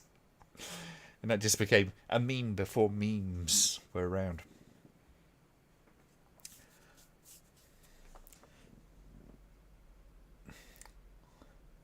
There is footage of Dave Prowse delivering the lines on set in his West Country accent.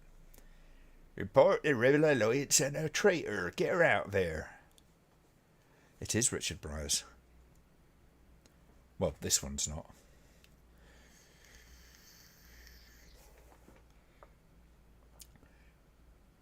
God, it's like it's like they were on all sorts of acid when they made these. Everywhere are strangers. Yeah, there's a lot of those kind of PIFs.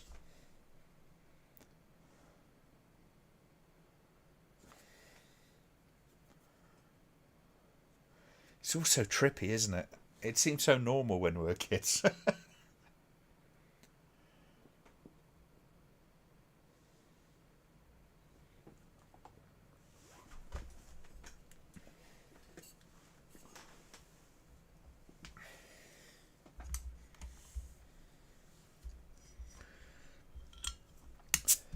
Willie's been hurt. We got to amputate.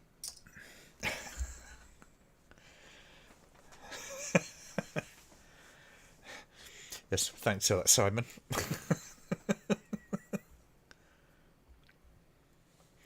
Bernard Cribbins did a lot of that sort of stuff. Sorry, had to pop out. Can I get a time check? Yes, we are currently on 4 minutes 32.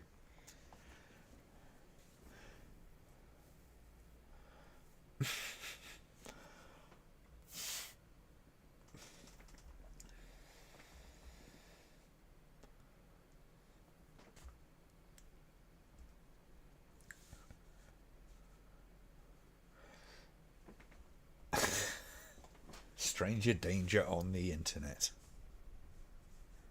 So did this one influence David Lynch in Inland Empire? I'd like to think so.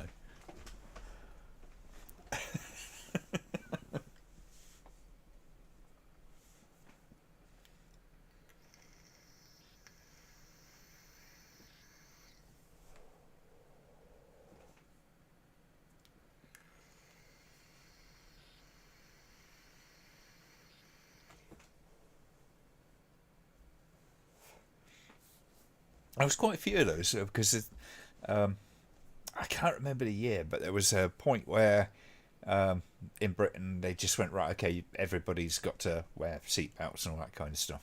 It was just this slew for years of adverts talking about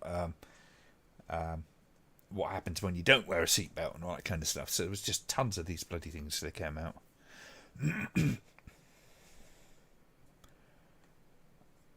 They'll have another one of those. I can't remember the name. It's just so and so, like so many people. So and so knew her killer, being followed around by a van.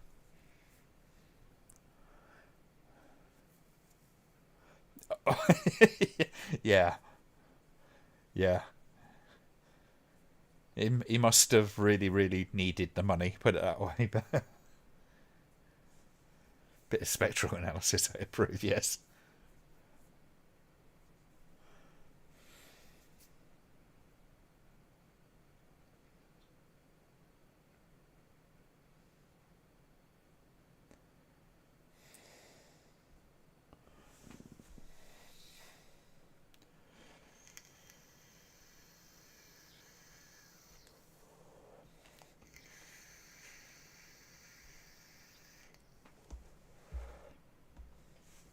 NHS scare factor, yeah.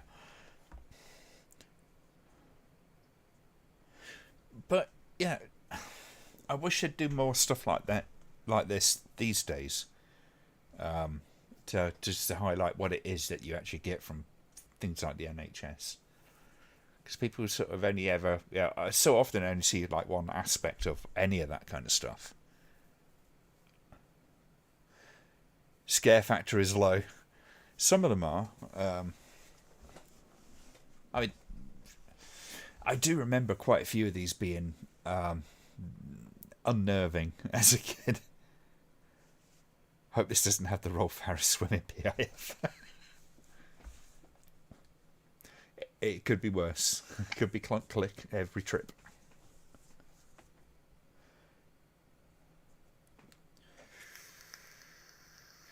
This is only a 3.5 out of 10. I love the way they've actually kind of rated them.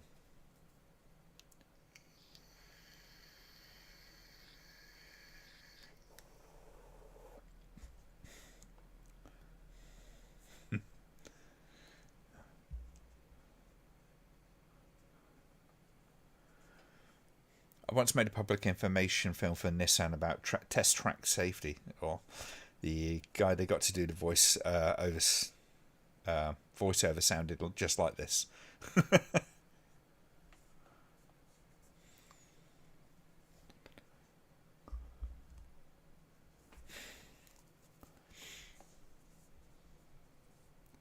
I've always kind of wish I could have done a bit more voiceover work. It's always time, but I just had no idea how to get into it.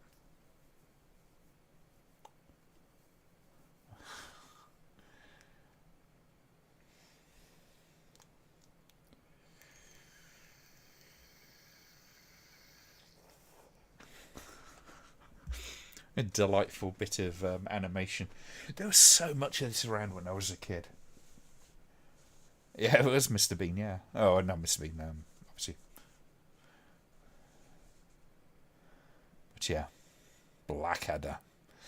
Did these decline because fewer people watched traditional TV? I think they're still done. I haven't watched terrestrial TV in a long time. It's this Mark Bolan's story. You're a regular blood donor, so you approve. I don't think I've ever done. I ought to, but yeah. Scary how many of these I remember seeing. Yeah. Yeah, you don't think they're quite as prevalent as they are until you start seeing them sort of like kind of put together.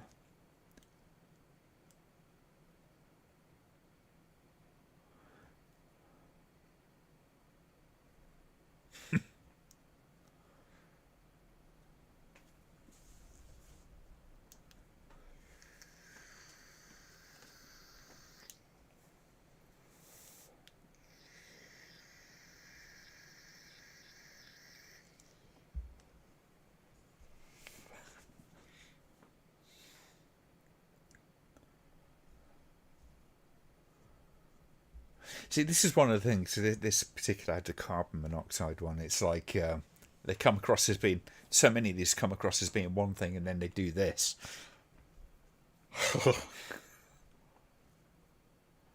I mean, it's pretty fucking horrifying, isn't it?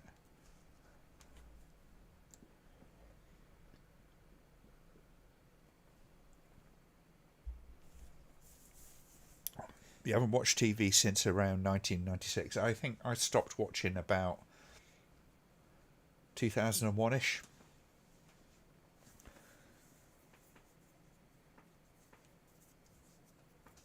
Everywhere I've lived, though, where I've needed, well, basically where my name's been on the, oh,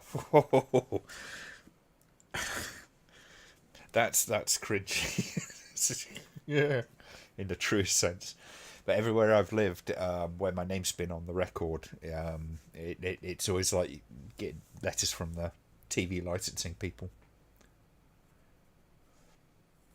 Oh, that's just grim.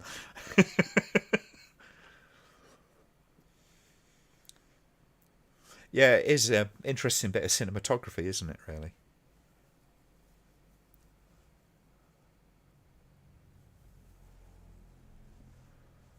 It's 30 for a reason. It's just because the police want to save money on fuel. They don't want to go so fast.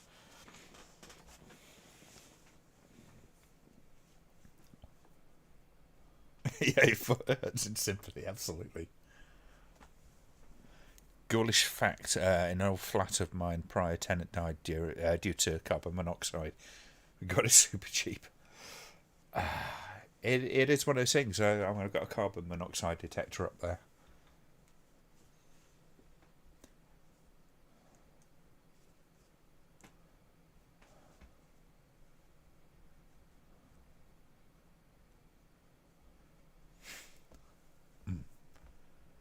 Ah, just a bit of a drizzle.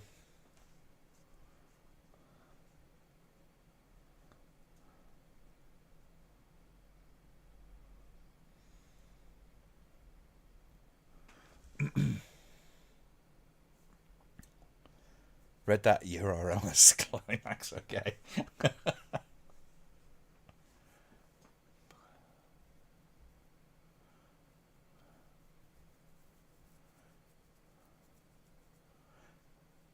It interestingly made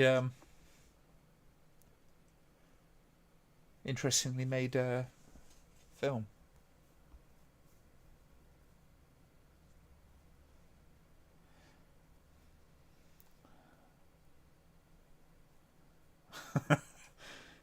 That's debatable, but we should still.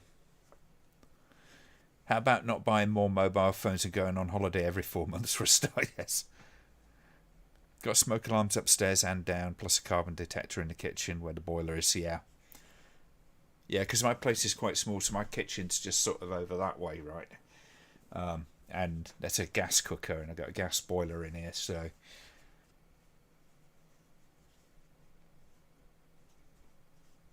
And a smoke detector in the bedroom.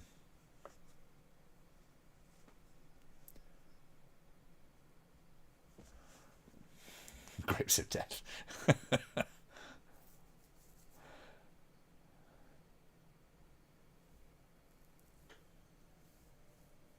You hope for no gore or Greta.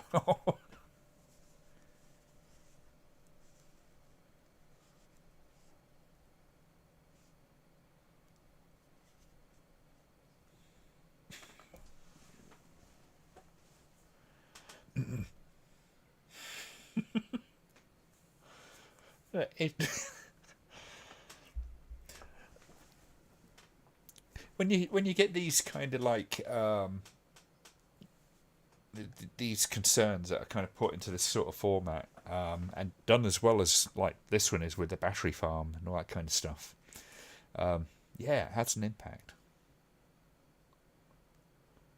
I think I always buy free range. I mean, I'm a meat eater and all that kind of stuff, but definitely, if you're gonna indulge, you really should do it ethically as possible. Excuse me. Falling asleep at the wheel.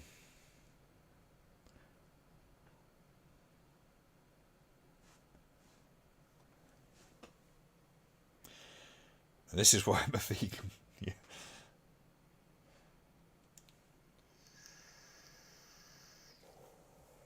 I honestly don't think I could go vegan, but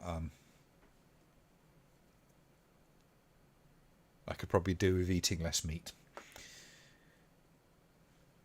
Been fundraising this month for £50 to buy a pighead fireman's axe. Okay.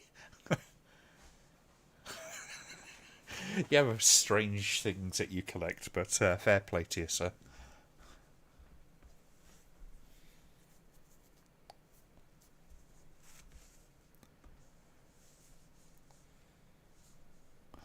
Oh, I agree, John. The fact of the matter is, you've got to convey a lot of information in a very short time with this stuff, and certainly with stuff like this, there's a lot of information you've got to pack in there and make it engaging.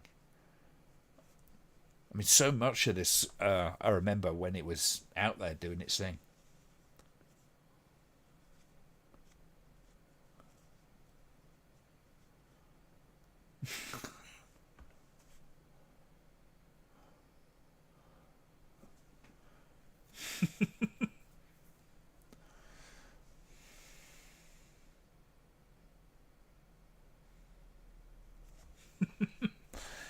To see, I want to die peacefully in my sleep, not screaming in terror like my passengers did.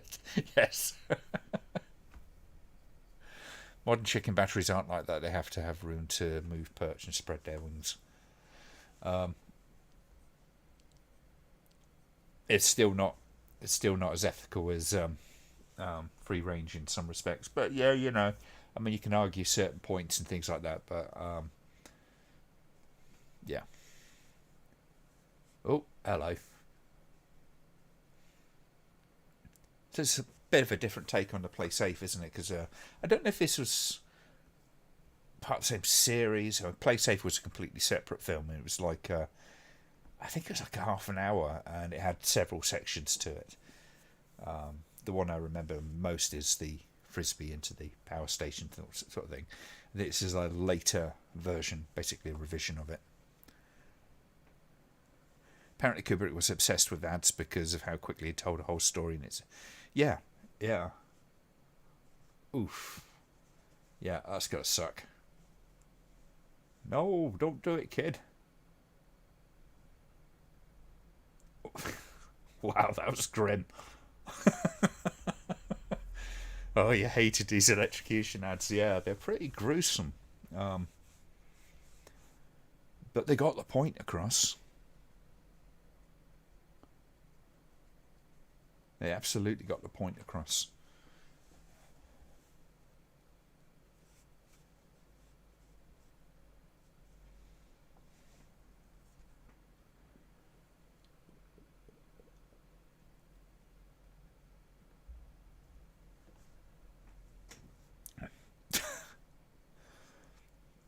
I don't really think that much about Greta, to be honest with you. Very much a sort of poster child for the cause. She did stick it to Elon somewhat, which I kind of respected.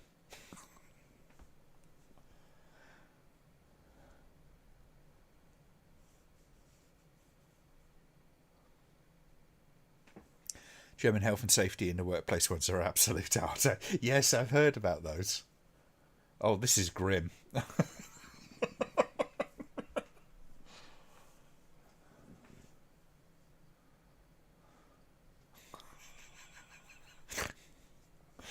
Oh dear.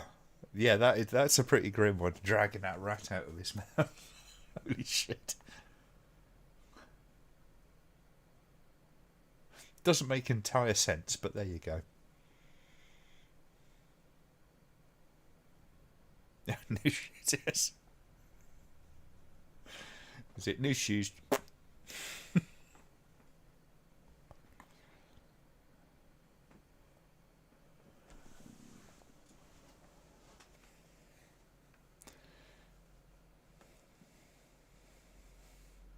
I always thought the character of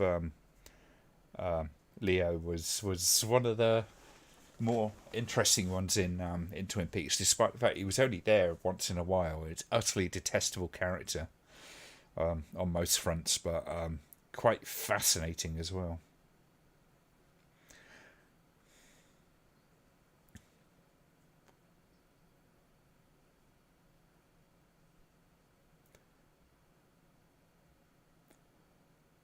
Huh.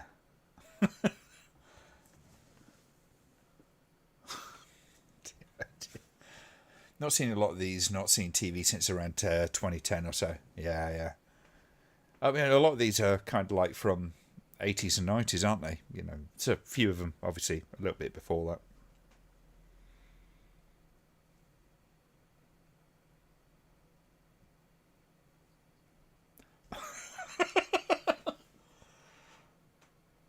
Okay. Probably not exactly the tone they really wanted to go for.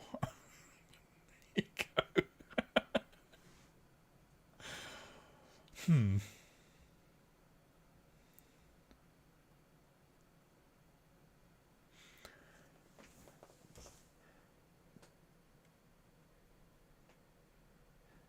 Yeah, she had to, she has to get around the world. I think, yeah, she did take a sailboat on one occasion, but from what I understand, that's probably worse than taking a plane.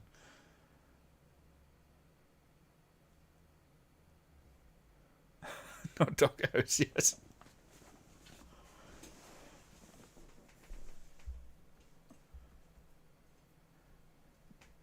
A lot of these ads should be common sense, i.e., don't climb pylons, post personal stuff online, play with matches, etc. Some thing is, a lot of time it's people don't think about this stuff. It's not necessarily that they are stupid. It's just that they just don't think about it, and that's the point of this. It's supposed to rattle you out of a certain malaise.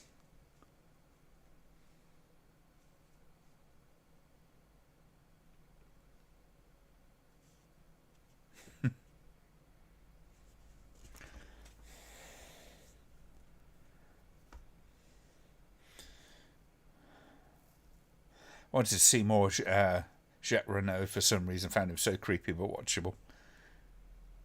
Yeah.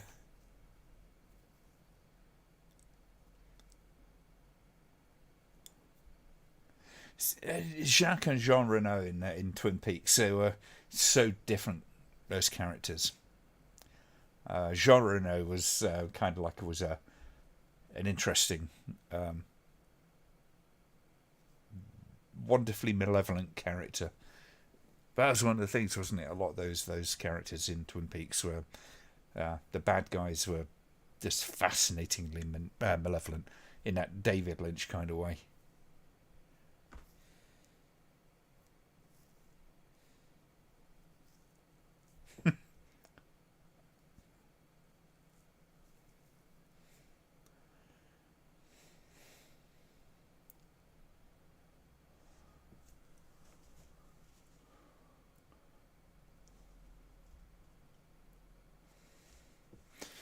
It's 132,000 volts.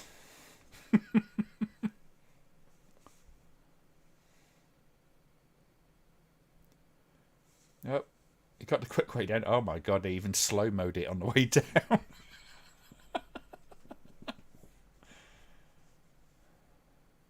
Yeah, you're quite right, Indy. They weren't. They're a little over the top in the accent.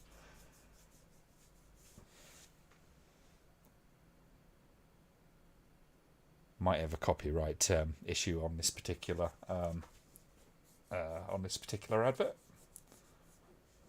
So I vaguely remember this one.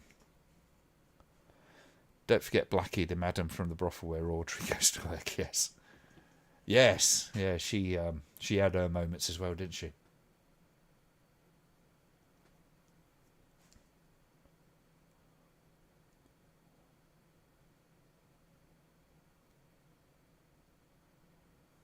Huh. Don't inject AIDS. Don't do it. It might sound tempting.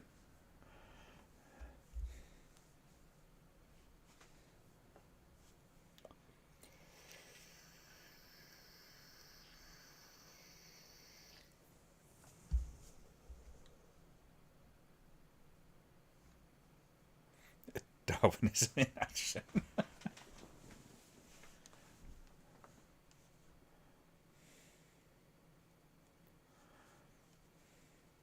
Michael Parks was cool, man. Totally underrated actor. When Hawk saved him, One-Eyed Jack's amazing TV. Yeah. You know what? I still got to get the Twin Peaks on Blu-ray. I've got them on DVD the first two seasons. I've got the return on Amazon.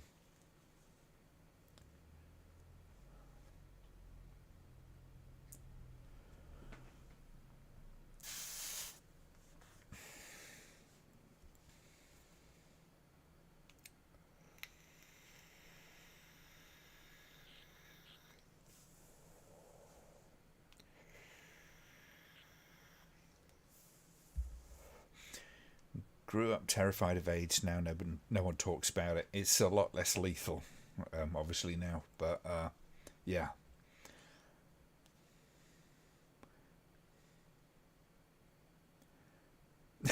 You're probably right. It's raspberry sherbet. Oh, this is the one I was talking about.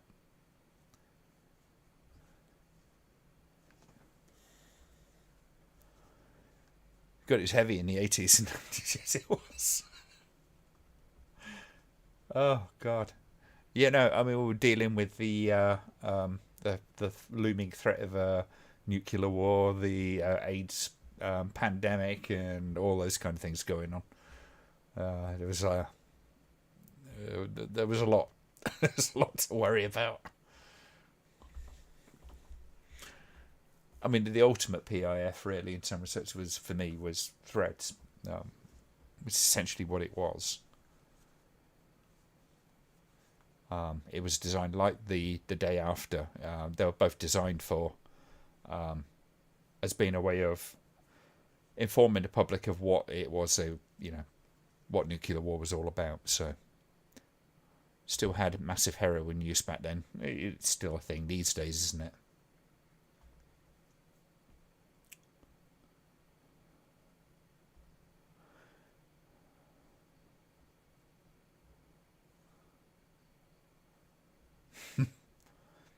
Now, I watched this one as a child. The council guy brought it round with a projector, and he blanked it out at the points where the legs basically burn up. I think that's a slightly cut version as well, but that just might be my childhood trauma coming through.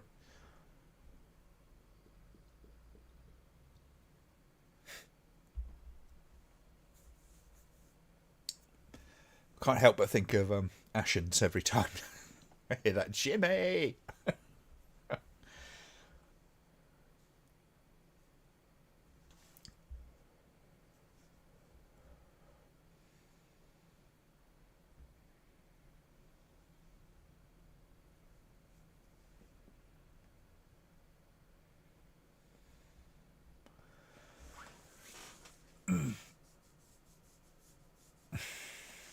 More kids for the barbecue, yes.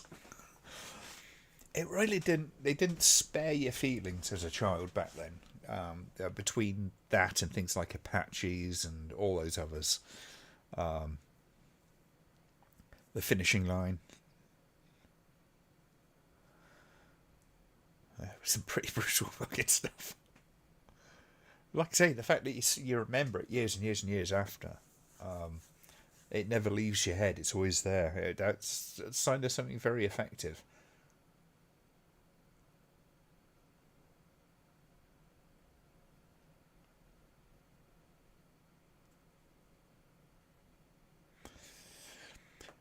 I think the kid getting electrocuted at a power station PIF was pretty hard hitting then, and now, to be honest, yes, it's nothing but, very plain faced about what it's doing. It is trying to scare you. There's no two ways about it. Blair Witch start to this one, and this yes.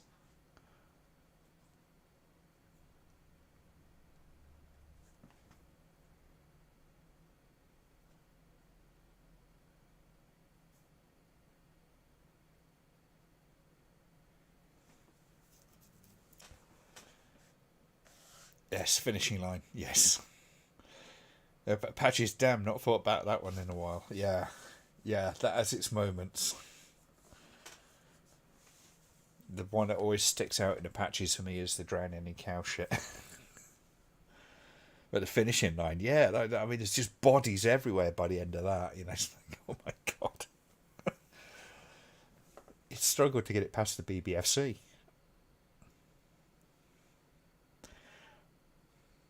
I was always scared stiff of power substations, refused to go anywhere near them after watching those ads, and that was exactly the point.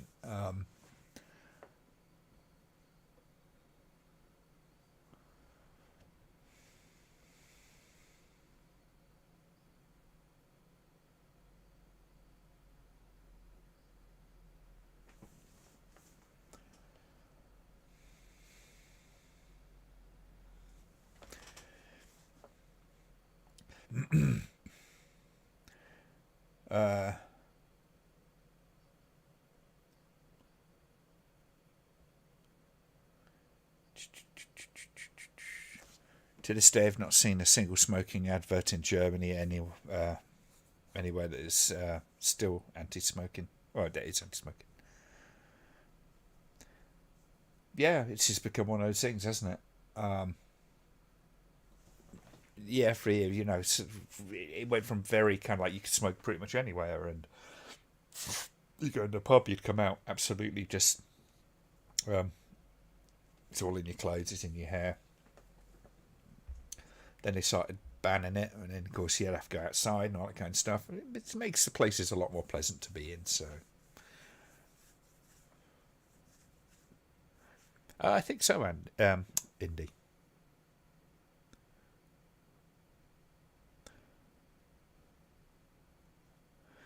I love the tax the Germans from all the smoking and won't change it. Yeah, they don't ban it because it's very hard to do that in some respects,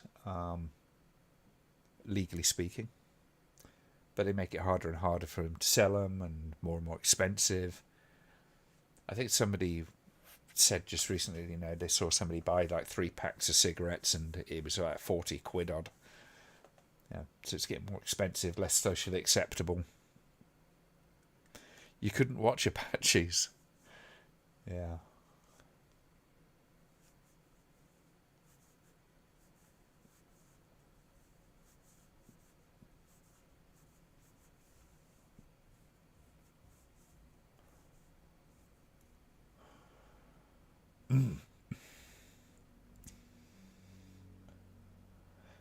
All I can say is hell of a child actor in this.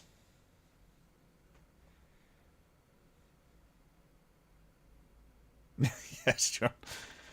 Don't miss a smoke on my clothes. Used to hate grabbing a donut, and now Tim Hortons, and it smelled like smoke. Tasted like smoke.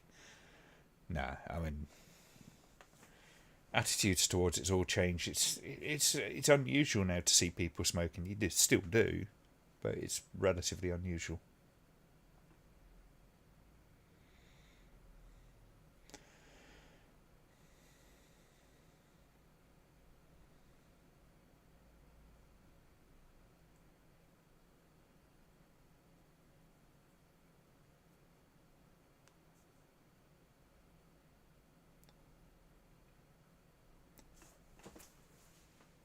Okay.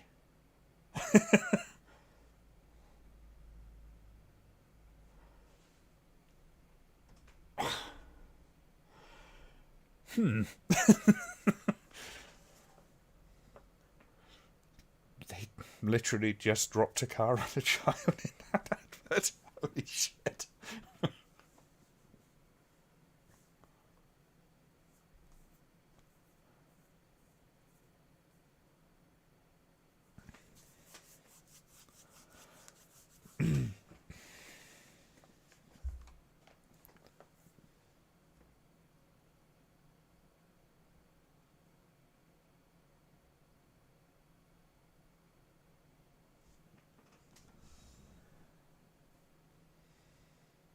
It's like something out of bloody Inland Empire, this.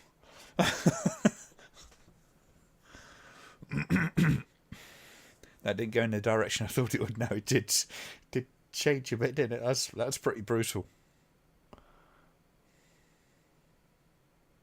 Anti-terrorist phone line. Wonder how much that worked. Some people are treating vape users with disdain now, like smokers. Some things never change. Yeah.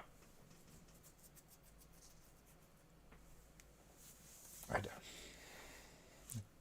don't particularly worry about what other people think too much. I try not to make a nuisance of myself. You know, if it was in a crowded area, I wouldn't be using it.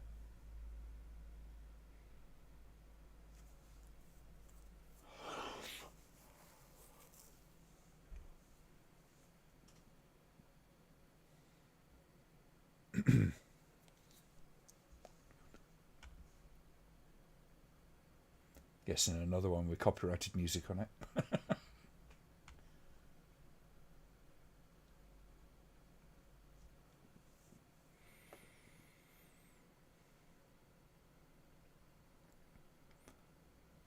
Put it onto toast mode.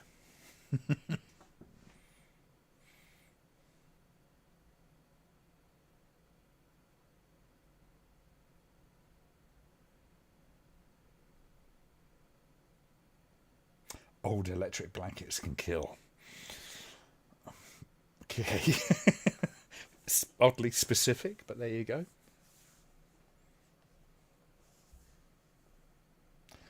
Oh god, this is the infamous one. John Hurt.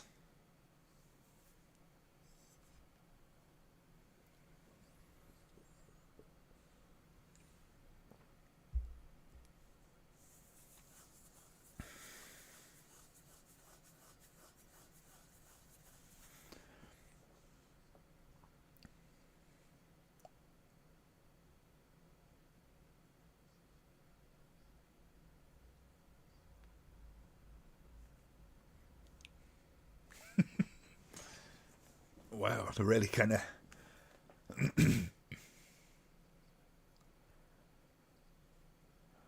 really kind of going heavy on. I can't remember how many more of these there were. I don't know why, but this always kind of reminds me a little bit of something out of Max Headroom episode or something like that. But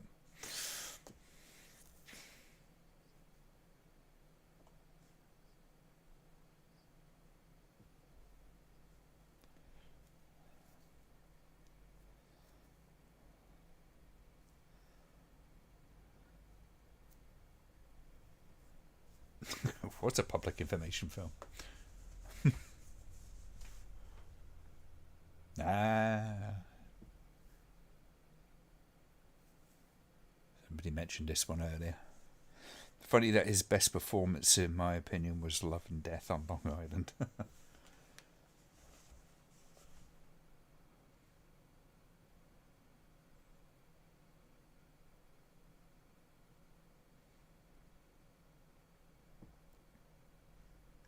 And not one of these kids knew how to swim.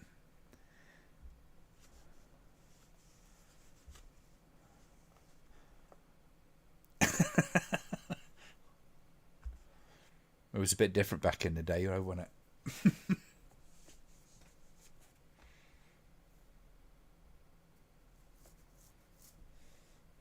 I mean, personally, I'm beating them off with a stick. Like, go away, beautiful woman.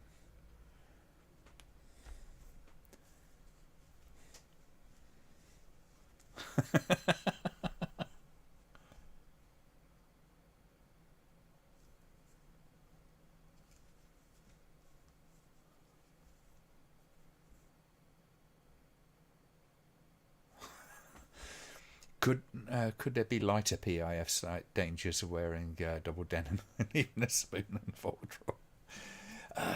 There were kind of like a lot of PIFs that weren't quite so heavy duty. I do remember seeing one when Pelican crossings became a thing, in this country. Pedestrian crossings, of how to use them and all that kind of stuff. There's an American one about springs. I don't know why it was made or anything like that, but it's like imagining a world without springs. It's probably more of a corporate video, but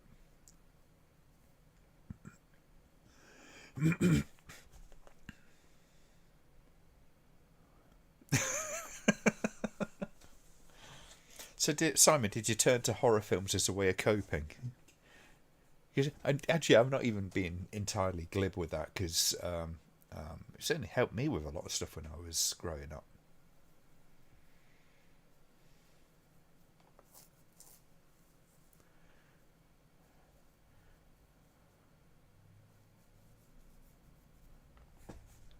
It's that music, isn't it?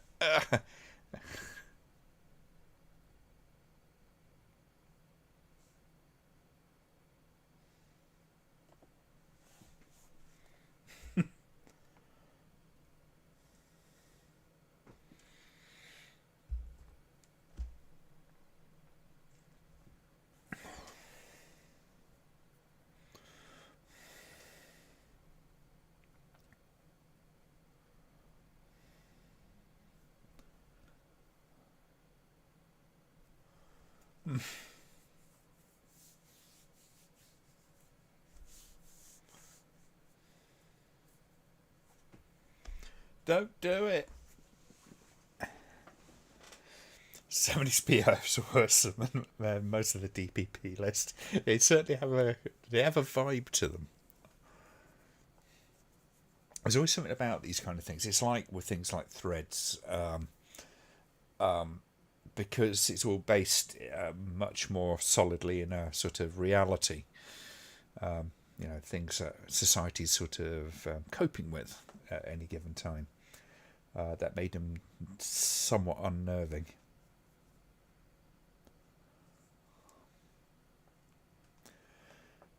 They got into horror thanks to BBC Two and their late night Hammer Amicus screenings.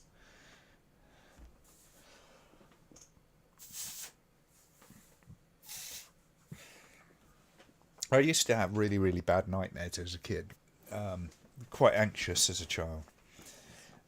Horror films for me, I don't know how it sort of ended up being that way, but they were always a way of kind of like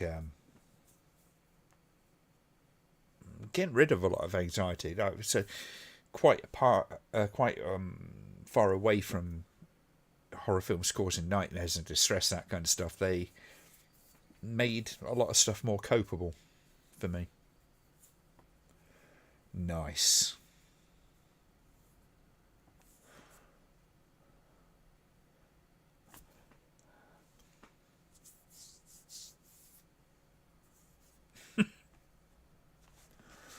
It's a little judgmental.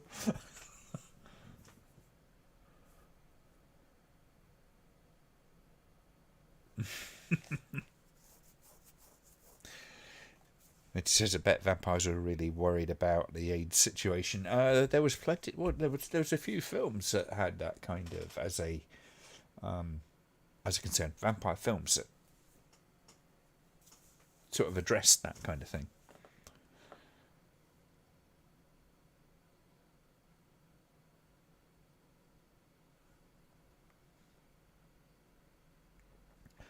I think threads seem to real because films like this were in our consciousness. A low-budget kitchen sink that made them seem real as heck. Such a scary movie, yeah. I still class it as the most disturbing film I've ever watched.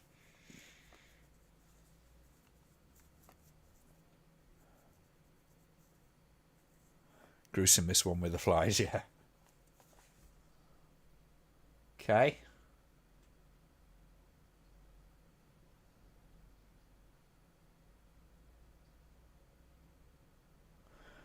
Okay, advert, you've got my attention.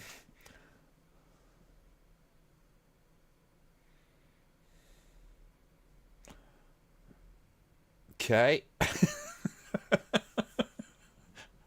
Holy shit. I'm kind of glad they left that one to last. Oh dear. That was entertaining enough. My God. I mean, so much of a blast from the past on a lot of this stuff. That's the thing.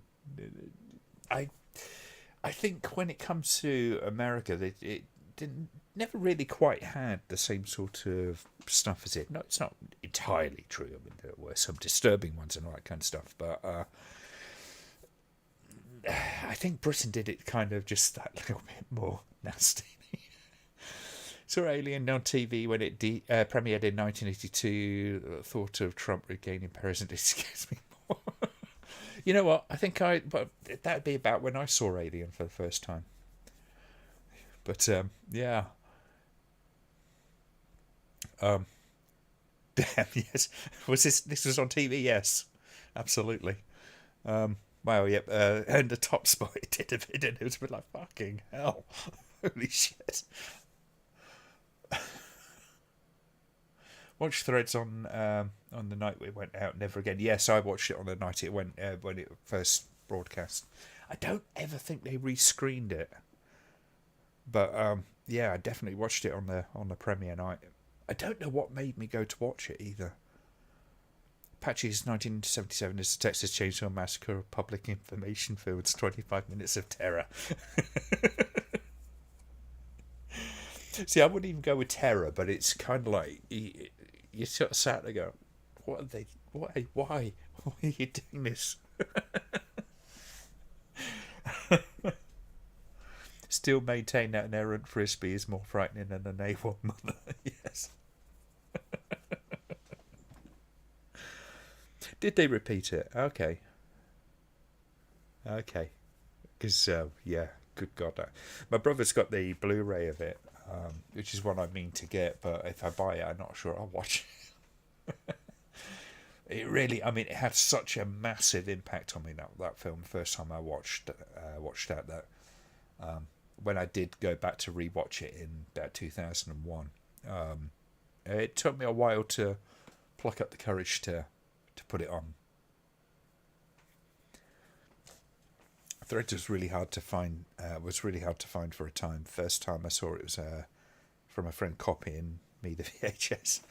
Yeah, I found it on DVD in my academic library when I went to university. It wasn't the easiest thing to find. Threads is excellent, as is The Mad Death. Yes, keep meaning to get hold of that. Actually, it is on DVD, So, not a PIF, but remember an anti-drunk drunk driving ad in which the guy sees the body of a kid he killed everywhere he goes, scared to piss out of his kid. Oh yeah, it would be quite disturbing. Rewatched Threads a while back as I was planning to review, but so depressed I scrapped the idea. I thoroughly understand. That was one of the things that wasn't on here, was kind of like some of the rabies adverts, because they were genuinely rabies adverts. So buy rabies. Rabies PIFs, because they were genuinely terrifying. The whole thing, I do remember going through customs and stuff, and seeing all the rabies posters up and all that kind of thing. But yeah. This is there's a deeply disturbing PIF with Emma Thompson about human trafficking. I don't think I've seen that. Droids was a funny one though. Darth Farmer. Well, folks, I think we'll call it an evening. That was actually kind of fun to do. We did a bit of a different thing this evening and stuff. So that was pretty cool to do. Maybe we should look at other stuff to do in that kind of vein. A bit of a change of pace. Yeah, I mean, it's horror. It's probably some of the most hard-hitting horror that we actually have had the chance to sit through with this stuff. But yes, a rabies outbreak in the UK. With the Mad Death is, it's pretty terrifying, to say the least. Rabies is really nasty. For those who don't know, I mean, it is a particularly brutal way to go at the end of the day.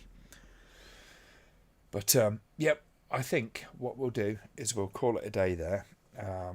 Thank you for joining for this slightly unusual evening, but it was nice to do it, nice and chilled out, nice and relaxed, and I just have to find a way of crowbarring some Jess Franco in some way, perhaps with John at some point. We'll have to figure something out.